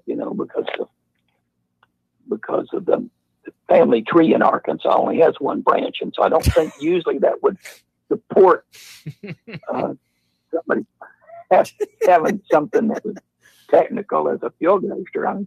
I hope there's nobody listening from Arkansas. If there is, I will be in big trouble with that. Don't worry, we'll that's okay. Just everywhere else, we'll put a disclaimer in for you, buddy. Anybody around the Oklahoma area in any part of that state, please turn out right now. And anybody who likes drag racing. Exactly. You're listening to Larry Brown, the Okie Smoker, and Mr. Ross. We're not responsible for anything that comes out of his mouth. Well, you said it would happen, Ross. You said that would happen, but I knew that when we were chatting a couple of weeks back at Monterey. You open that door, and you just never know what's going to come Hey, you gotta love what you know. It's a kick to share a little history. It's never a dull moment. You know, Larry's uncle he died from alcohol. This is good. I could tell already. Hit by a Pabst truck. Got hit by a Pabst truck. Yeah. Ross's grandfather got killed by a weasel. Oh, this is good. He was crossing the train tracks and he didn't hear the weasel. Oh, that's just crazy. And who knew? It goes downhill from I know. I mean, who knew Rockin' and Racing would be a comedy show tonight? It just gets worse. Yeah, it's all right. The one story that I have to tell you is one that I'm not proud of, and this is true. I'm not proud of that. Ross can not be proud of any of them. He couldn't be proud of any of them. He's going to tell the story about when he got busted for indecent exposure, but they dropped the charges for lack of evidence. It's pretty close to that. I had gone to Albuquerque. I'd gone to Albuquerque Raceway, and we got there, and they put Albuquerque Raceway. And God, I love people from Albuquerque, but they take that track and put it. They had a town that's already about 4,800 feet, and they found a mountaintop of 6,200 feet out in the middle of the desert to put the drag strip on, and it was the most desolate area you ever seen. And it couldn't support anything. And so we were out there, and a guy come up to me and was talking, and just like you and I would talk, and we were just talking about one thing and another. When I had no idea at the time that the guy is a reporter for Sports Illustrated. And this is the first Illustrated ever went to a drag strip. Nice. They never went again because of me. And I said, man, this place is desolate. I said, if you look around, the only thing you see is a few blades of grass. And I said, that's not worth having for anything except maybe for smoking. I'm not sure. And they put that. He printed this whole article. In fact, I've got the book. I've got the Sports Illustrated. They put it in. Oh, and when fun. Wally Parks and those people got that, they liked to had a cow. And I had my phone. I thought I was going to take my phone out for a couple of days. They called me everything but a white person because they were struggling trying to get in Sports Illustrated because they thought that was the next step. Well, I pretty well submarined that thing, so they never appreciated anything I said from that time on. But I thought it was pretty honest myself. I would have. Well, sometimes honesty isn't the best policy, even though, like I said, yeah. Yeah. Oh, man. That's crazy. Well, I mean, I was going to say, I know the stories will go on, but I was going to say, what are you guys doing now? I mean, I know you're driving around with Ross with the custom body, but what else you doing for fun besides on the drag racing scene, besides talking about grass out in Albuquerque? My friends own that track, so I'm going to have to tell them that story. Yeah, no, I know that. And I drove for Lyle Deal. Lyle Deal owned Albuquerque Auto Supply, and I drove for Lyle for several years. And he and I got along really good. And Lyle Greenberg now, I guess, he's from Albuquerque, is right. He not? He was on last week. Yeah, Lyle Greenberg. Yeah, good guy. I talked to him on the line a couple of times, and he didn't blame me for it because maybe he didn't even know it. He didn't know what. But Albuquerque, I did love Albuquerque, but I was painfully honest most of the time. See, and that was probably you're one of my downfalls. Painful, Larry. Just to be honest, you're just painful. Ross and I talked about the fact that we would love to, seriously, we would love to put the car together in such a manner as much like Greenberg has done, what they're doing with the car to run Nostalgia. Right. But when you do that, man, you are just opening up a whole nother atmosphere, because it takes so much more labor. It's so much more labor intensive. It costs so much more money to do that. And Ross and I both enjoy doing what we do. That's not to toot our horns or anything, but that's one of the better performing tackle cars there is anywhere. It's noisy. It starts every time. If they ask us to do 3 starts, we do 3 starts, and the crowd likes it. Sounds like an actual race car. It's not blubbering. It's not got phony flames. Right. It's a real race car. It has some of the things that I wanted to do when I was running my car. Some of the things that I wanted to do toward the end of my time, when I decided that I just couldn't stay any longer, I had to get out because it was just getting so expensive and it was so hard to do. But some of the things I wanted to do, I've incorporated in this car, with the exception of the fact that I've done some things to make it sound better, run better, but I also know that it wouldn't go to half track before it hurt itself. So I've done a lot of things that probably people might not have thought about doing. And the car sounds good. It's got everything that we want it to do. And if we stepped up to the next level, I think it would just probably really overburden us labor-wise and expense-wise. So that's what we'd like to do. We talk about that. We dream about doing something like that. But, God, a millionaire can't run one of those cars anymore. Well, I know. I mean, like we opened the show on them. Yeah, I talked to Ross a little before you got up for your nap. So we were talking about that. And Ross said, I go, well, he said if Larry sells about 26,000 square feet out of that house and lives in that 1,000 square foot house. 1,000 acres. Yeah. Yeah. I think Ross is just depending on me selling some more of those shirts, but I can't afford to sell any more of those damn shirts. I know you got that money in your pocket, Larry. Hey, Larry, if you can get one of those 2X in black on that custom body, yeah, I'll give you $2 for it, buddy. Okay, I'll you know what? I'll tell you what. Get 2 of them, one for Chris. Yeah, get one for Chris, and I'll give you 5, and then I'll give you 50 cents for shipping. Yeah. Don't say anything. He's not listening, is he? No. We hung up on him already. Right, Ross? Yeah, right. They're in a box in the back of the trailer. Next time I see you, you just walk around the back of the trailer, and I'll slide you 3 or 4 out of the box. That would be cool. You'll never miss where they're all going. He doesn't realize this, and like I say, he still can't hear. He doesn't realize this, but he's got an inventory marked on the box. And I found the marker, and I just remark it every time, and he doesn't have any clues that the T-shirts are missing.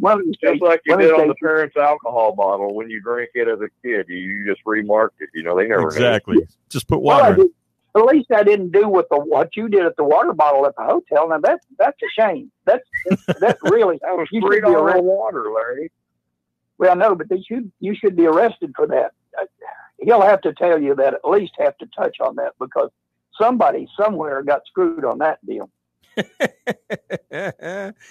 gave us these big bottles of water. They were like $3. Larry tells me later they're $3 after I've drank about 2 or 3 of them. So I filled the bottles back up with tap water, put the lid back on, put them back in the hotel, and they never charged me for them. So next guy came through probably thought that was the best water he'd ever had in his life. Hey, Chris, remember that. We got to do that when we go on our road trips. I got to tell you. Joe, go ahead. Yeah. Go ahead. Don't get Chris.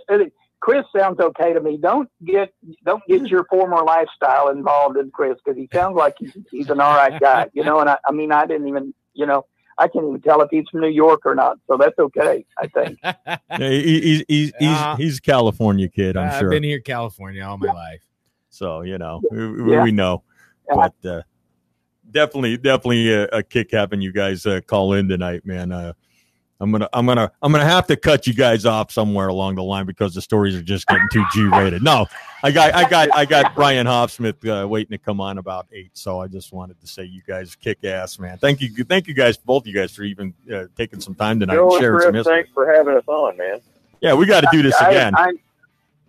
I'm thrilled. We'll do it again sometime. We could have cut this deck to just serious drag racing things, but somebody else can do that. We're gonna keep up the levity too.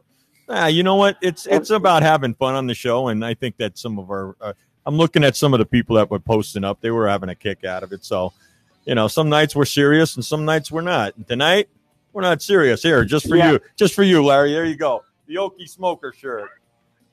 There you go.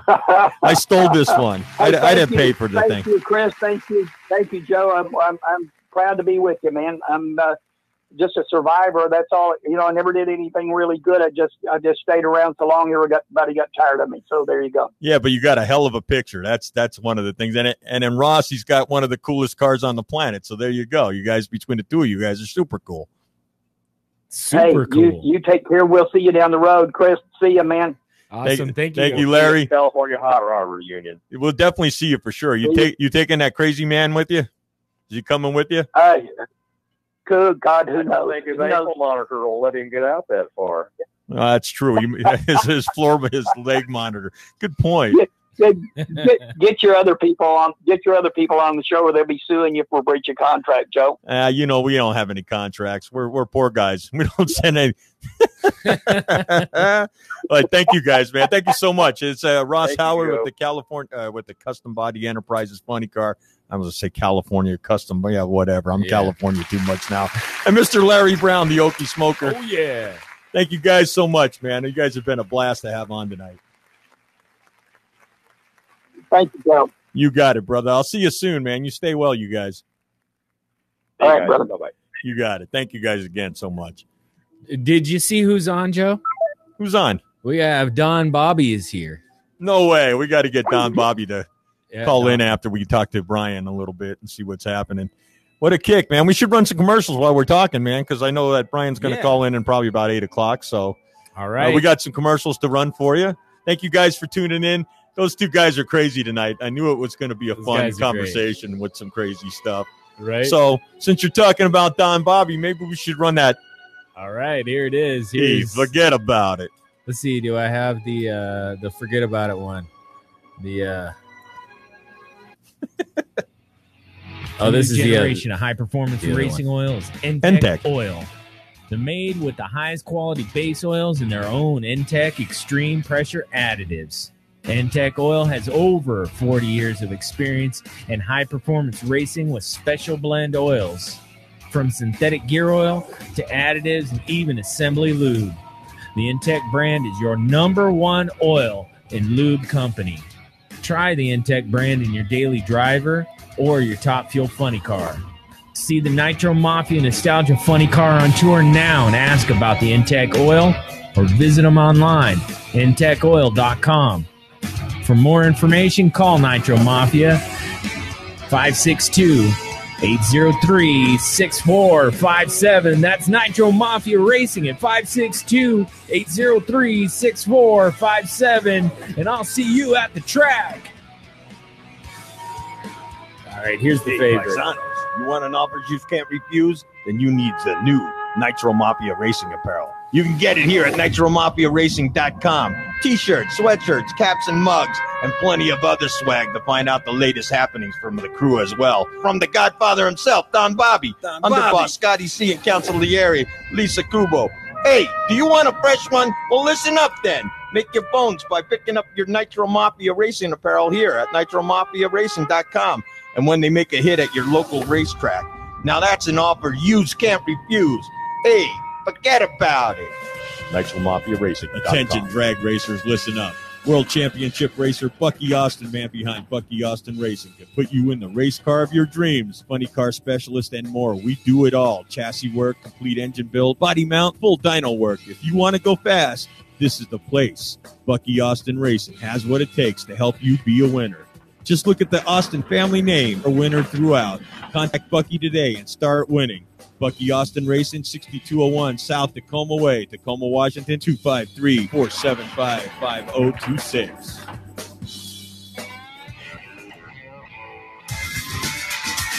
Sponsored by Stitz Printing. Stitz Printing is your leader in corporate and individual identity marketing, with over 3 decades of delivering the best quality garments for your budget and promotions.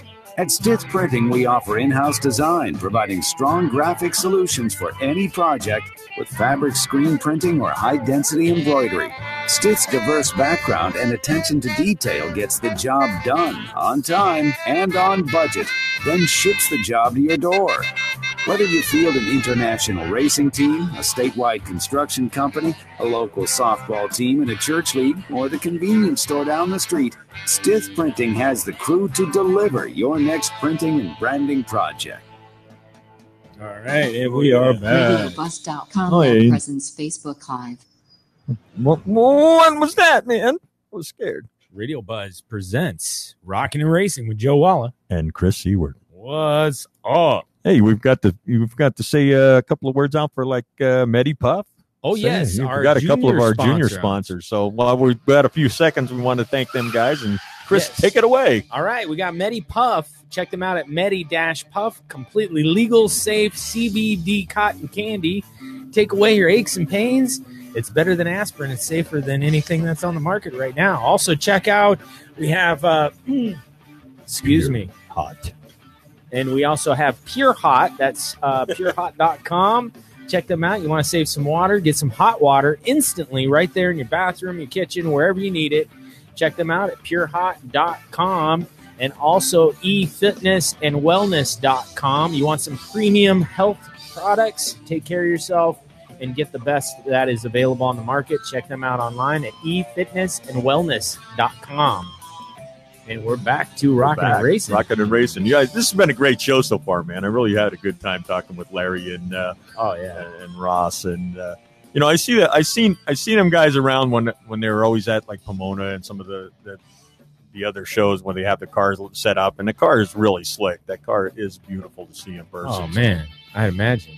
Those tires are huge. They're enormous. Yeah, but that's like standard for most of all the dragsters. You see it on a top fuel dragster, you'll be saying the same thing. I see kids pushing them things around because they get the guys to sign them and and the kids are taking those things home and making tables out of them, tabletops with a glass on it. And I got yeah, it's cool. So we got to go steal some tires next time we go to a drag race. Right, we'll make a table out of it. You have a coffee. Yeah, right here. We can. Right. You know what? We can probably get some parts. But you know what? I think if we talk to Larry nicely, when Ross isn't looking, we can probably pull a motor out there and put a glass top on the motor. There you go. That would be cool. I've seen that. It would be cool. Right? All right. So we got a bunch of comments coming in. You seeing all these? Yeah, kind of, sort of, because, my eyesight. If you guys see, look, Coker tires. That's all he sees. That's the only text he sees. Yeah, I see Cheryl Watson on saying, "Hey, Jesus." Hey, Jesus.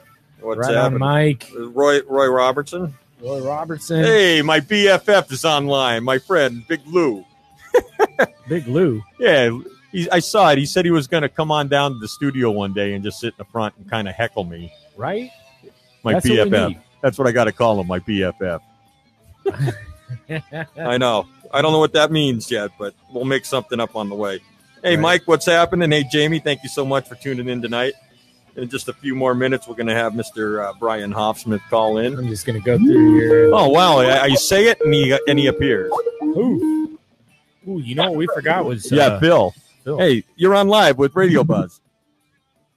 Hey, Joe. This is Brian. Hey, Brian. Hey, Kevin, Nitro Cruising.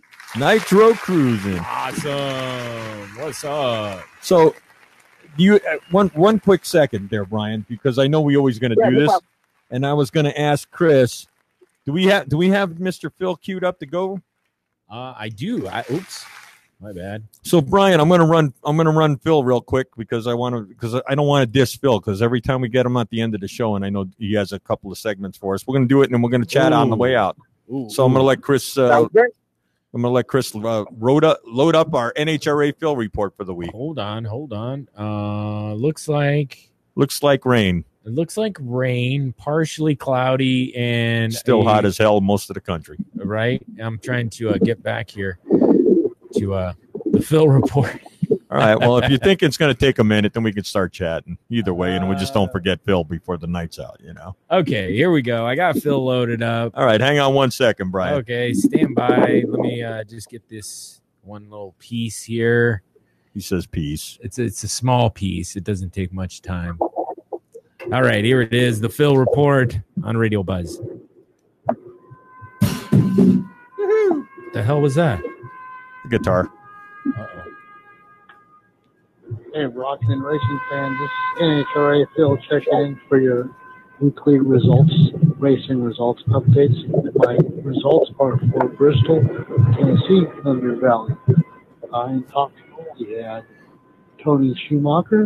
In funny car, we had Ron Capps. In pro stock car, we had Jake Coughlin.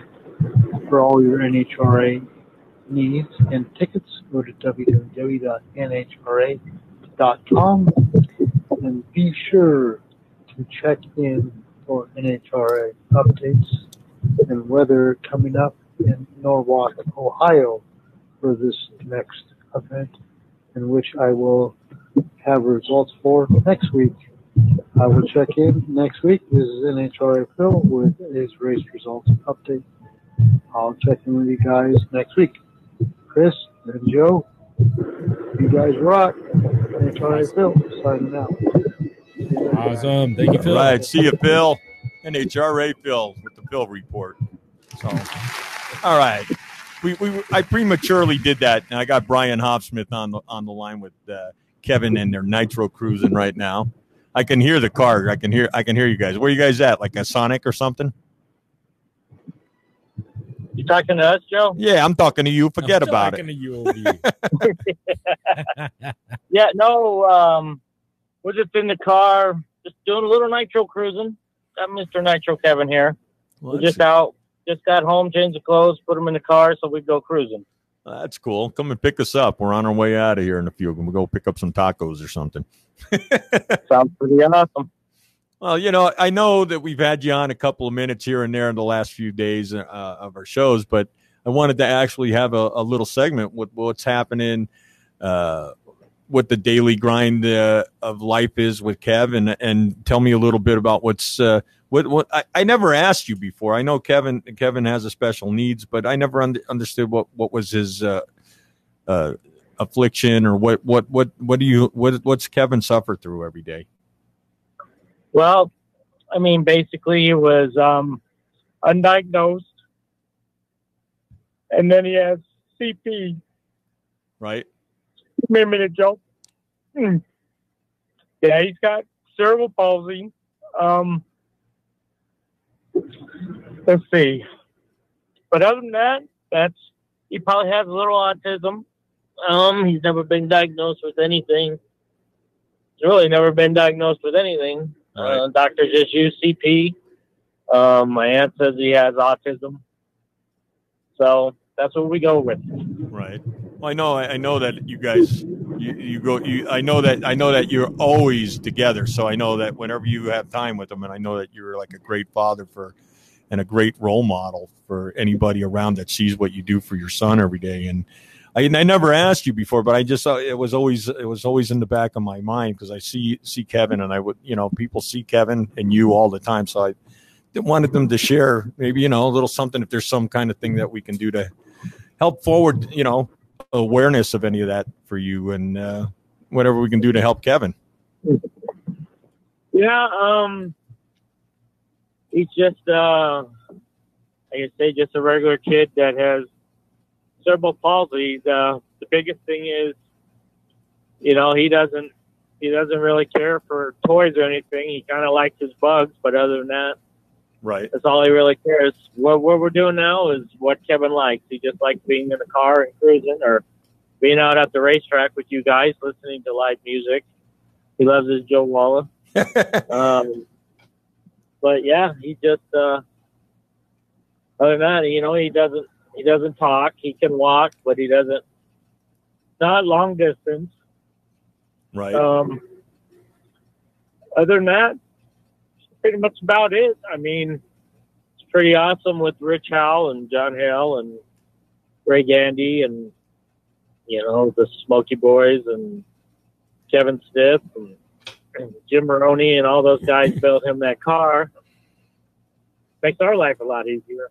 Oh yeah, that thing's cool. I was saying at the beginning of the show that they all pitched in, and I don't know who was all involved. I just know the few names that were on it, and I know they did the trailer and they did the car. I think that as soon as Chris can post up a couple of pictures of the car and the trailer, once he can find them, that these guys just donated it and gave it for Kevin, and I was like, wow, that was way cool. And I think they even got him a suit too, right? Yeah, Big Ben at DJ Safety got him a suit.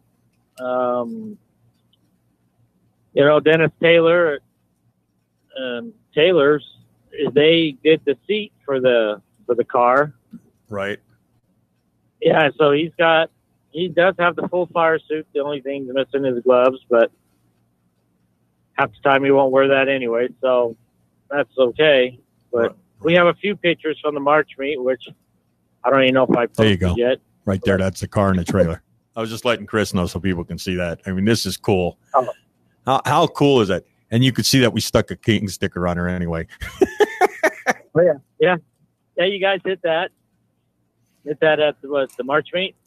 Yeah. While you guys were out watching a drag race, we just said let's deface the let's deface the trailer by sticking a King sticker on it. But no, how cool is that? I mean, how cool is that these guys went out of their way to build something cool for your son?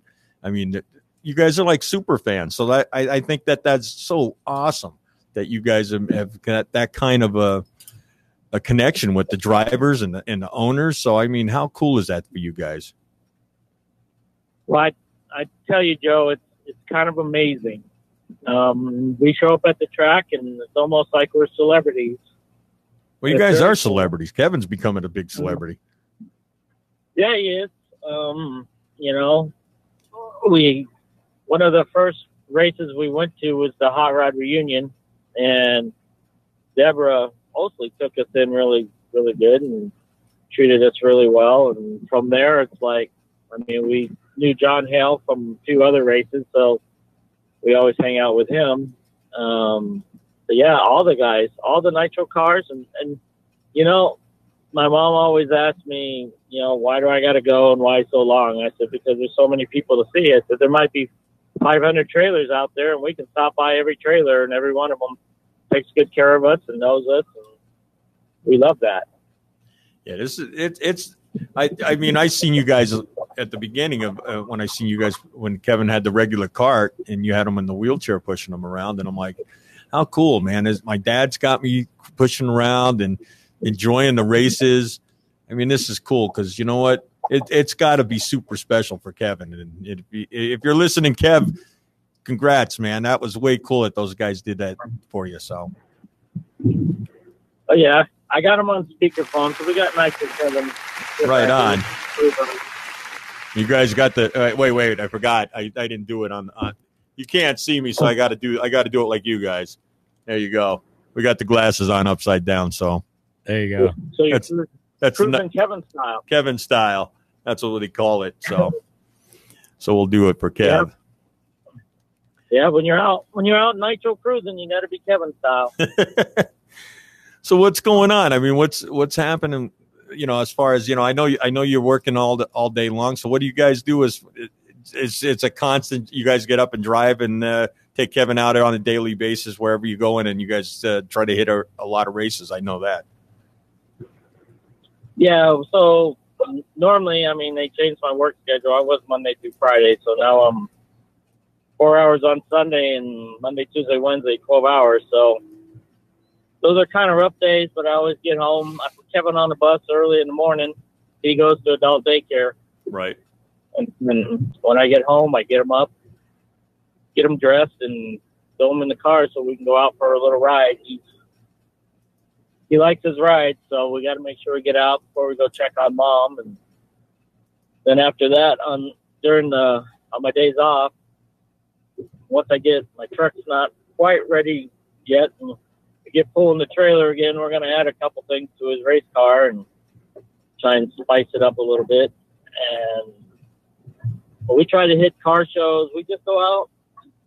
Honestly, we just go driving. If we can hit a car show, if there's any events close enough to us or whatever, we'll just hit all the events and try to do as much as we can because traveling is what he likes the best. He loves. Don't matter how long the drive is, he likes being in the car, truck. He prefers a truck, probably because it sits higher. I don't know, but he loves riding in the truck. But as long as it's a nice long ride, he's very content, very happy. What? Usually, like we went to Amarillo a few weeks ago for Funny Car Chaos, and we got there after it was about an 11-hour drive, and he didn't want to get out of the car. Well, you know, I figured he would probably be happy to get out and go listen to some Nitro and see what's happening on the Chaos. Yeah, I mean, he was happy the next day, you know, because some of the races like that, we thought I was going to be towing the trailer.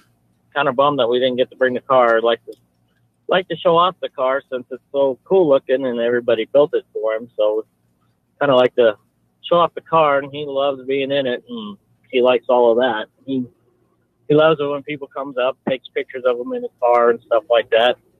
He likes the attention. Yeah, he's a rock star already, just like you. I was going to say Happy Father's Day. You know what? Because I think that I didn't get a chance to chat with you on it, but this is what you do for your boy every day. I mean, it's a special father right there. So, dude, we love you, man, and we really do appreciate how you set a role model for others to follow. I mean, this is just an awesome thing that you do for your boy, and hey, God bless you for doing what you do, man. And that's not an easy task for any father, Yeah, greatly appreciated, Joe.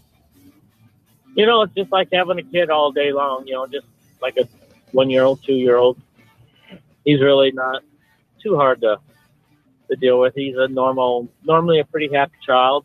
Right. I mean, he does get mad, but normally he's a pretty happy boy. And so not too bad, but I do like it. I do like people to see that, just because he has a handicap or whatever, doesn't matter what it is, that he can be out like any other kid. He loves to be out like every other kid. So yeah, I see that. Hopefully other people would join in and take their kids out and play with them, depending on disabilities and stuff. There's a lot of people out there, a lot of great people out there that'll do stuff and kind of help you out if you need it or whatever. But, just got to get the kids out, let them be seen, let them be out in public. I also kind of think that helps other people. Exactly. It's like, let them go out and enjoy life as much as they can. It's just, I have much respect for you because that's, I see them and I know that it makes them happy to be at the track, and I see all the attention and it's cool. I mean, we even when we play and when we come around, I always enjoy taking a picture or two with Kevin. He's the rock star in the pictures, Yeah. I think you're both rock stars in those pictures, but yeah, he loves music. He definitely loves his live music. And so we try to do concerts or, doesn't matter what it is. Right. He likes to be out. He likes his music and he likes the cars. I'd say louder the better, but as long as he has his headphones on, he's ecstatic just to be there and watch everything go. Yeah. Be part of it. I know, especially loud when we play, and you got them right up in the front, and I know my amps are loud.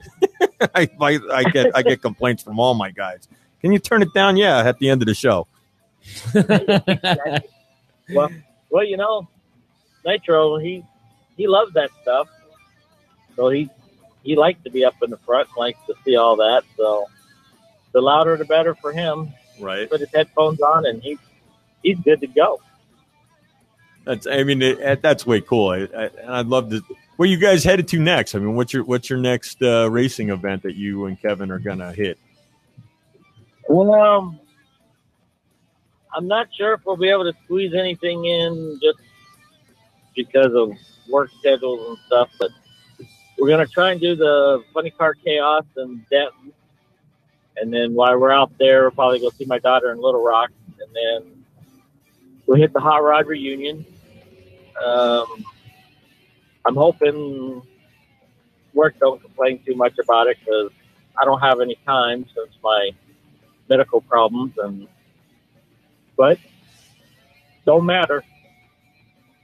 Well, as long as you can get out, man, and just face every day and enjoy the day, and share it with your boy. That's very important, man. And I mean, that just kills me when I see it. Me and my pops, we were real tight as kids, and when I was a kid, and then when he wasn't there when I was a kid, it was like, man, it would have been fun to have my dad with me as I'm discovering more of this racing stuff as we were growing along.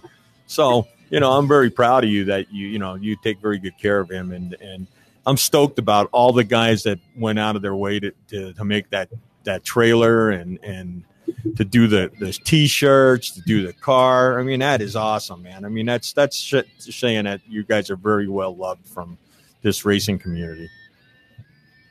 Oh, absolutely. And we greatly appreciate all of that because it does help make our life a little better. A big shout out to Kevin Smith for giving us the shirts to sell. We still have some for sale for $20.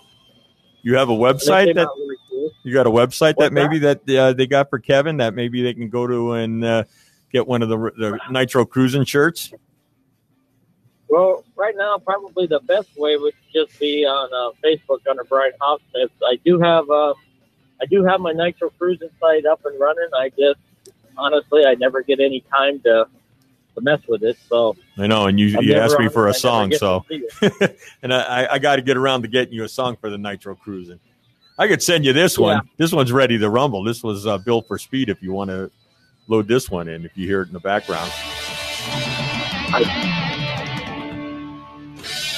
That way, it's already done.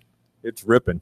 Yeah, we might do something like that. Yeah, I'm just looking, songs, do some of it because my big goal was just to be part of Nitro Cruising and just be doing that, videotaping us cruising. Eventually, maybe we get a sponsor or something, and we'd be able to just travel, and then we could just videotape it and make some money on YouTube or whatever, and donations or however that works, and just so we're always on the road, so you'd never know where we're cruising to next, and we could go out and visit our friends throughout the U.S. and Canada and wherever, and I just think that would be really cool. Kevin would definitely love that, just being out on the road all the time. I think he would thoroughly enjoy that. Yeah, it would. So that's kind of the goal. Yeah, it'd be something to do. I think that if anybody out there is listening and would love to be, pick up a shirt for Kevin, Nitro Kevin shirts, and Brian Hoffsmith, look on his Facebook page at Brian Hoffsmith and send him a private message and tell him, hey, you want to get a Nitro Kevin shirt, because they are cool. I got one. I grabbed the Okie smoker first this morning, and I'm like, oh, there's my Nitro Kevin shirt. But so I didn't mean to dish you on that one. I got both of you guys on, so I just wanted to let you know. But I got my Nitro Kevin. That's a cool shirt, man. Stith did a great job on it. So you guys definitely get a hold of Brian and get one of the shirts, please. I have the profile right here up on the Facebook page. Right there over your, what is that, your right shoulder? Looks like it. Something like that. Yeah, I see it. So you guys definitely, anything you can help out. I mean, these guys are super fans, and I know a lot of you guys have seen them at the track, and, they love being around you guys. So anything to help Kevin, whatever help that they might need along the pathway. I wasn't trying to make it super emotional for you. See, Kevin, Brian, I was making it because I know you told me it might get a little emotional, and I that's the last thing I want to do for anybody. But I'm very honored to call you guys my friends. So I thought it would be cool to have both of you guys, post up and talk a little bit tonight. And I know, you guys are cruising, so there you go. Yes. Yep, that's what we do. I greatly appreciate it, Joe. I mean, we like to call everybody, you and all the Nitro racers and all the sportsman racers our friends, because it's amazing how we can show up somewhere and everybody kind of knows who he is, and it's just something that's really cool, I think, and just glad that everybody does treat us so well and almost makes us feel like celebrities. Kind of a new adjustment for us. Well, just being, like I said, you guys start showing up at the racetracks, and next thing you know, like I said, all of a sudden now Kevin has become the celebrity on the track, with the trailer and the car, and how cool. I mean, I'm still stoked that those guys did all that stuff. So it was very cool.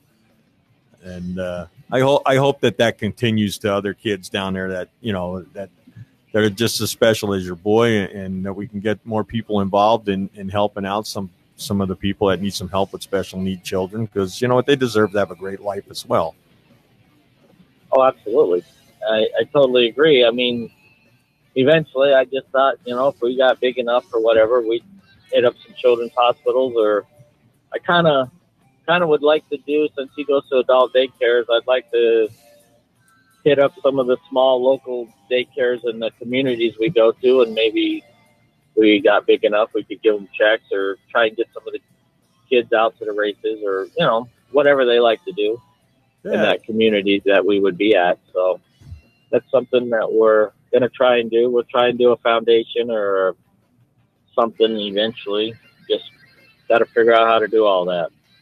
Well, this is, you know, one of the good things about being on the radio. We can talk to all these people right now out there that may already have some sort of funding type of deals going on that might be able to help set up one of these kind of a funds that some of the kids that don't get out to see some of the drag racing. And, you know, whatever I can do to help on my end, you know, just you can count us in on trying to, you know, help out wherever we can advertise a few pieces or whatever, because I think it would be a cool thing to get more of the kids out there that don't get a chance to experience this, and parents are afraid to take them out. You know, it's like they deserve to get out and experience the experience. They're no different than us, and they just need a little more care. So what, right?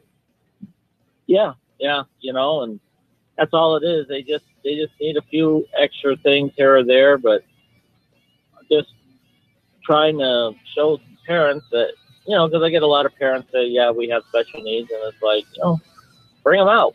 Kevin likes to see them. Kevin likes, you know, he loves kids and likes to play with, you know, watch the kids play and all that good stuff. And if they have kids like that, they definitely need to get them out, let them see a race car. And I'm sure a lot of the racers, because they're really great people, that will throw them in the car or whatever. It just makes their life a little extra special and great memories. And that's what it's all about.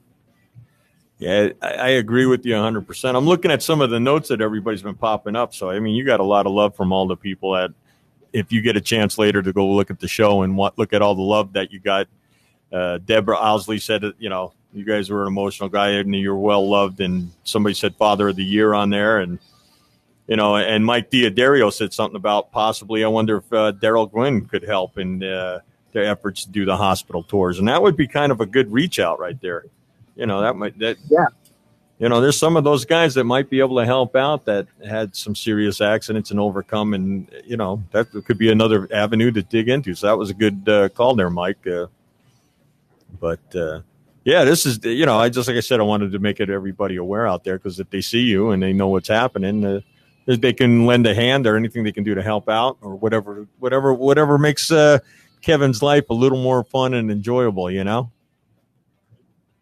Yeah, that would be awesome. I mean, we appreciate whatever, but I guess I kind of skipped one of the most important things that started this whole deal. Was when I was up in Phoenix years ago, and a bunch of racers gave us some shirts. I think Mark Lee was one of the first ones, and he gave us like a Del Poldi shirt, whatever. And I was putting it on Kevin, and I said, "Hey, Kevin, what do you want to wear today? How about this? This looks like a good shirt." And just kind of came up with the shirt of the day, and that's really what kind of started it.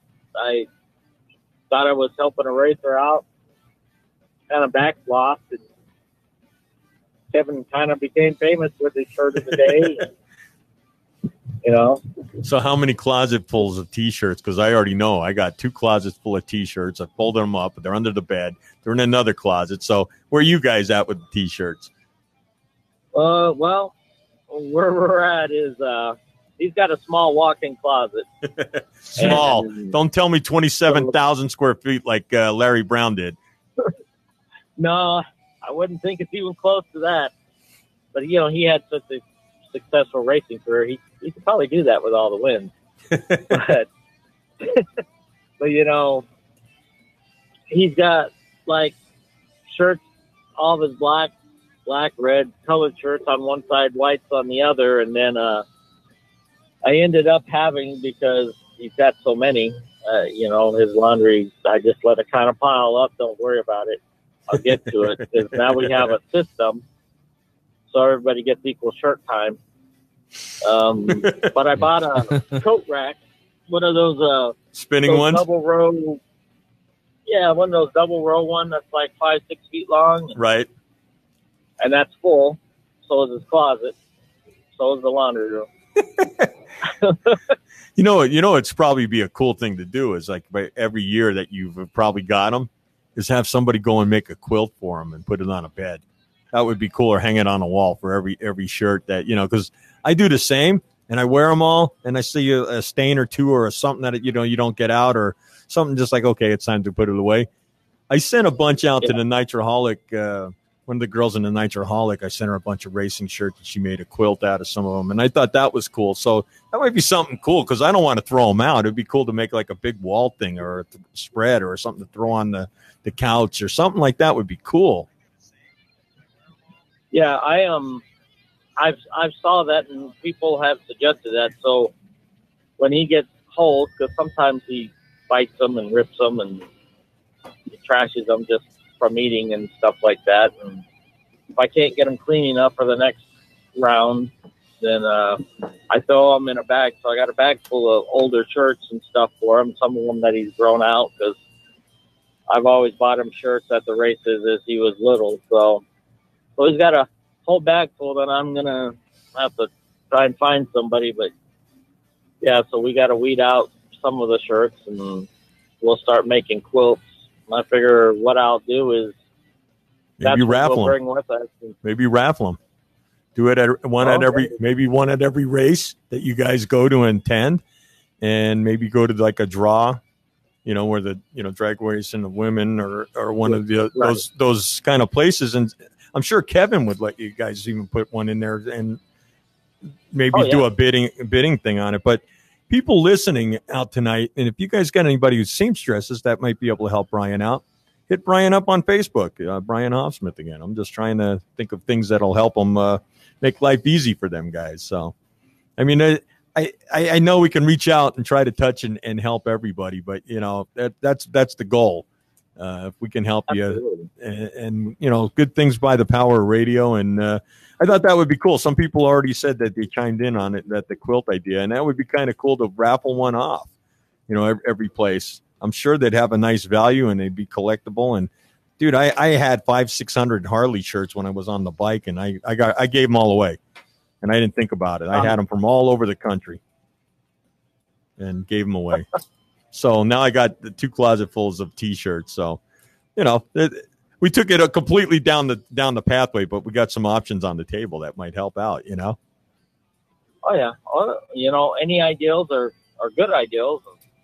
We always welcome anything like that. Just, like I said, anything that helped to get us rolling, just to get Kevin out. That's all I care about. I mean, I'm not too far from that retirement. I just got to figure out how to make a little money and not work, and but we'll be on the road.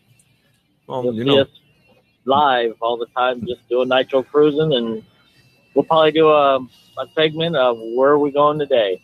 There you go. You might want to talk to us about maybe doing a little spot show. What do you think, Chris? Maybe? Yeah, absolutely. I mean, somebody hit you up for that already about their life on the road, so maybe we can do something with nitro cruising. So right. We'll just have to. That would be awesome. Yeah, you just got to find some oddball places to pop into, you know. Hey, today Kevin and Brian are popping into like the world's biggest. We're at the Blue Ox. You know, whatever crazy things you can think of, you know, make it as crazy. Today's adventure, you know. We're in Fairfield at Jelly Belly, you know. I think of all this stuff. That would be pretty awesome. But yeah, I'm glad that you have to give us some ideas, Joe, because I mean, I think we've hit everywhere here in Tucson, and kind of like, but we just keep going because he likes it up in the mountains. So we just travel around the mountains and come back. Yeah, go out to the what's that graveyard with all the planes out there. That would be fun to kind of push them around that. Oh, yeah, the Puma Air Museum. Yeah, that'd be a pretty cool spot. People would like that. So, yeah, it's cool, man. I'm glad you guys took a couple of minutes tonight to say, hey, what's happening? Because just looking at the time, we're ticking away so fast tonight. It's like, wow, where did it go? But you guys, if you're listening tonight and you've got any ideas that might help, or you want to buy a Nitro Cruising T-shirt that helps out Kevin and Brian where they're traveling to and they're able to come see some racing, hit up Brian on his Facebook page and hit them up. Tell them we sent you. I got it right there. The URL is facebook.com/Brian.Hoffsmith. Hoffsmith. Sorry. It's all right. I've been doing it all night. Yeah. Hoffsmith. And there's the page. That's what it looks like right there on the screen. Yeah, they even got the Nitro Award that they have up there. Yeah, that's how cool. Cool is that? So cool, Bri. I appreciate it. And Kevin, hope you guys have a great weekend. And thanks for coming on the show tonight, man. I greatly appreciate you having us, Joe. It's our first show like this, so this was like really cool. We greatly appreciate it. We appreciate you guys. All the listeners out there. Hopefully, people come up with some great ideas, and we'll see if we can't put them all to work and be out more. Well, whatever we can do to help out, and I'm sure other brothers and sisters out there will probably do the same. And hey, God willing, we'll see you guys real soon at one of the tracks, and we'll get to hang out again. Oh, definitely. Well, we'll be at the Hot Rod reunion, so we'll definitely be there. I just saw Big Ray gave me. I didn't know Verona was doing a race, so that's in July. So I don't know. If nothing's going on, no doctor's appointments or nothing with everybody else in the family. We might try and hit that if we can. Well, hopefully we'll see you soon at one of them, and we'll see what the ventures lie next, and keep us posted. Oh, definitely. Well, all I got to say, Joe, is the next race that we go to, and we're all there. We definitely want to see the teams be playing. Well, God willing. Well, God willing, we'll be doing something. Who knows? You know us, but I'll have something going. You know me. I'm always in. If not, I'll drag Chris out, and we'll do live feeds from the drag strip. Right? That'd be fun. Yeah. So Kevin needs a little rocking time. Little rocking time, we'll just Kev.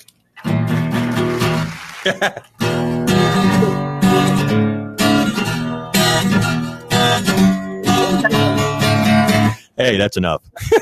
Thank you. Good night. I'm Elvis. Yeah. All right, Elvis. Hey, there you go. But hey, thanks for calling in, man. I do appreciate you guys being part of our show tonight. I'm going to wrap it up and call it a night. And Kevin, you stay well over there, brother, and we'll see you soon. Nitro Kevin and Mr. Brian Hoffsmith, ladies and gentlemen, super fans. And much thanks to all the guys that put their trailer and gave him that little drag racing car that Dad so happily pushes them around in. And I go, how cool is that, man? But thank you guys so much. You definitely are the father of the year to me, so we'll see you soon. Definitely. Thanks a lot, Joe. Nitro Kevin says goodbye. You got it, brother. We'll see you guys soon. Awesome. How cool, man. That was definitely cool. That was awesome. The whole really show kind of had a cool theme tonight. It was just kind of fun. Yeah. Getting a little insight about what it's like, with being a special needs father. This guy goes out of his way, and I always see that, no matter what it is, he's always got a smile on his face, and that's a very difficult thing for most parents in general. So, Hey, God bless people that do stuff like that, and the racers that put that cool thing together for Kevin, man, that's awesome. And I found out it was in, and I told the guys, I go, dude, I wish I would have known. I would have thrown some, but I think everybody else would have done the same. So these guys went and did it. So God bless him. And Kevin Stith definitely was a big part of all the T-shirts. So thanks to Kevin and all the guys that do our sponsorships. And we had a great show, man. And next week, like I said, we're going to be heading out to Spokane on the 4th, and we're going to be out in Seattle on, I think I'm not even sure, that Friday and Saturday, whatever that is, with the Kings. So we're not going to do a show on the 4th of July week. But next week, I got possibly Bucky Austin, Bobby Cottrell, Heidi Austin. Nice. Dar Harthon, and possibly Bill Donner. And I think we have Joe Morrison calling in the first call. He's got the Right to Breathe altered out there. So it's going to be a fun week. You guys, thank you for listening. Thanks for tuning in to Rockin' and Racing. We really appreciate you guys. Again, thanks to our sponsors and anybody interested in being a sponsor. Chris, tell them the story. Get in touch with us. Get in touch with us. Check it out. Give us a call. Send us a message. We are in need of sponsorship. Keep the hope. Here's a quick. You gonna play that guitar, or is it just gonna sit there? I don't know. You guys want to give us some outro music. Here's some outro music tonight. Huh? Here it is. Joe Walla, Radiobuzzd. What do we play? The question is, what do we play? 22 episodes, and this is the first time you brought a guitar. The thing just ate the floor. You could tell. Oh, that's man. what happens when it hits the floor. All right. So I don't usually do songs, so let's figure out what can I play that's not filth.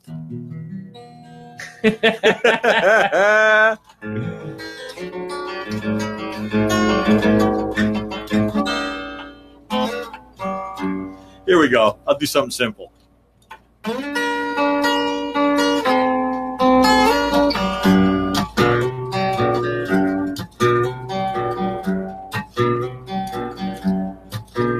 On a lonely beach near a border town, no one for miles, and you're not around. I'll send you a message in a bottle as soon as I drink it down. It'll say adios, muchacha. I'll be seeing you around. I'll be seeing you around.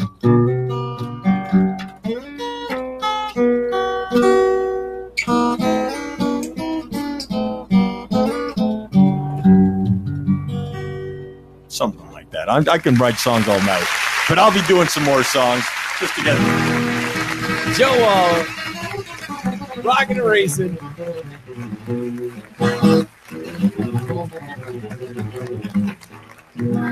Oh, yeah. Thanks a lot, you guys. I was bringing it in, but I knew we went way over our limit. So you guys have a great week. God bless you all. Thanks for tuning in. Love all our fans. Love all the guys who have been on the show. So I'm just babbling, Chris. Just run us out. Give us some tunes. Rockin' and racing. We'll see you next week. Join us next week at 6:30 Wednesdays. Give a big hand for Chris Seaward. Show a lot of likes. Share the show tonight. Keep boosting us up. Thank you very much. All right, check this out. We're going to walk out with this promo clip. Chris Seaward and Joe Walla. Attention, drag racers, listen up. World Championship racer Bucky Austin, man behind Bucky Austin Racing, can put you in the race car of your dreams. Hey, paisanos, you want an offer you can't refuse? Then you need the new Nitro Mafia Racing apparel. You can get it here at NitroMafiaRacing.com. Attention, all you guitar players out there. Rusty's Cool Guitars. Rusty'sCoolGuitars.com is the place to be to check out some of the hottest guitars on the planet. You will find Stith Printing, creating all your screen printing needs, hats to t-shirts and everything in between. They do it all, creating your vision with a full team of exceptional artists. Give Radiobuzzd the opportunity to show you what we can do for your online presence, reaching millions within only a few hours. Radiobuzz.com, online internet radio, broadcasting worldwide 7 days a week, 24 hours a day.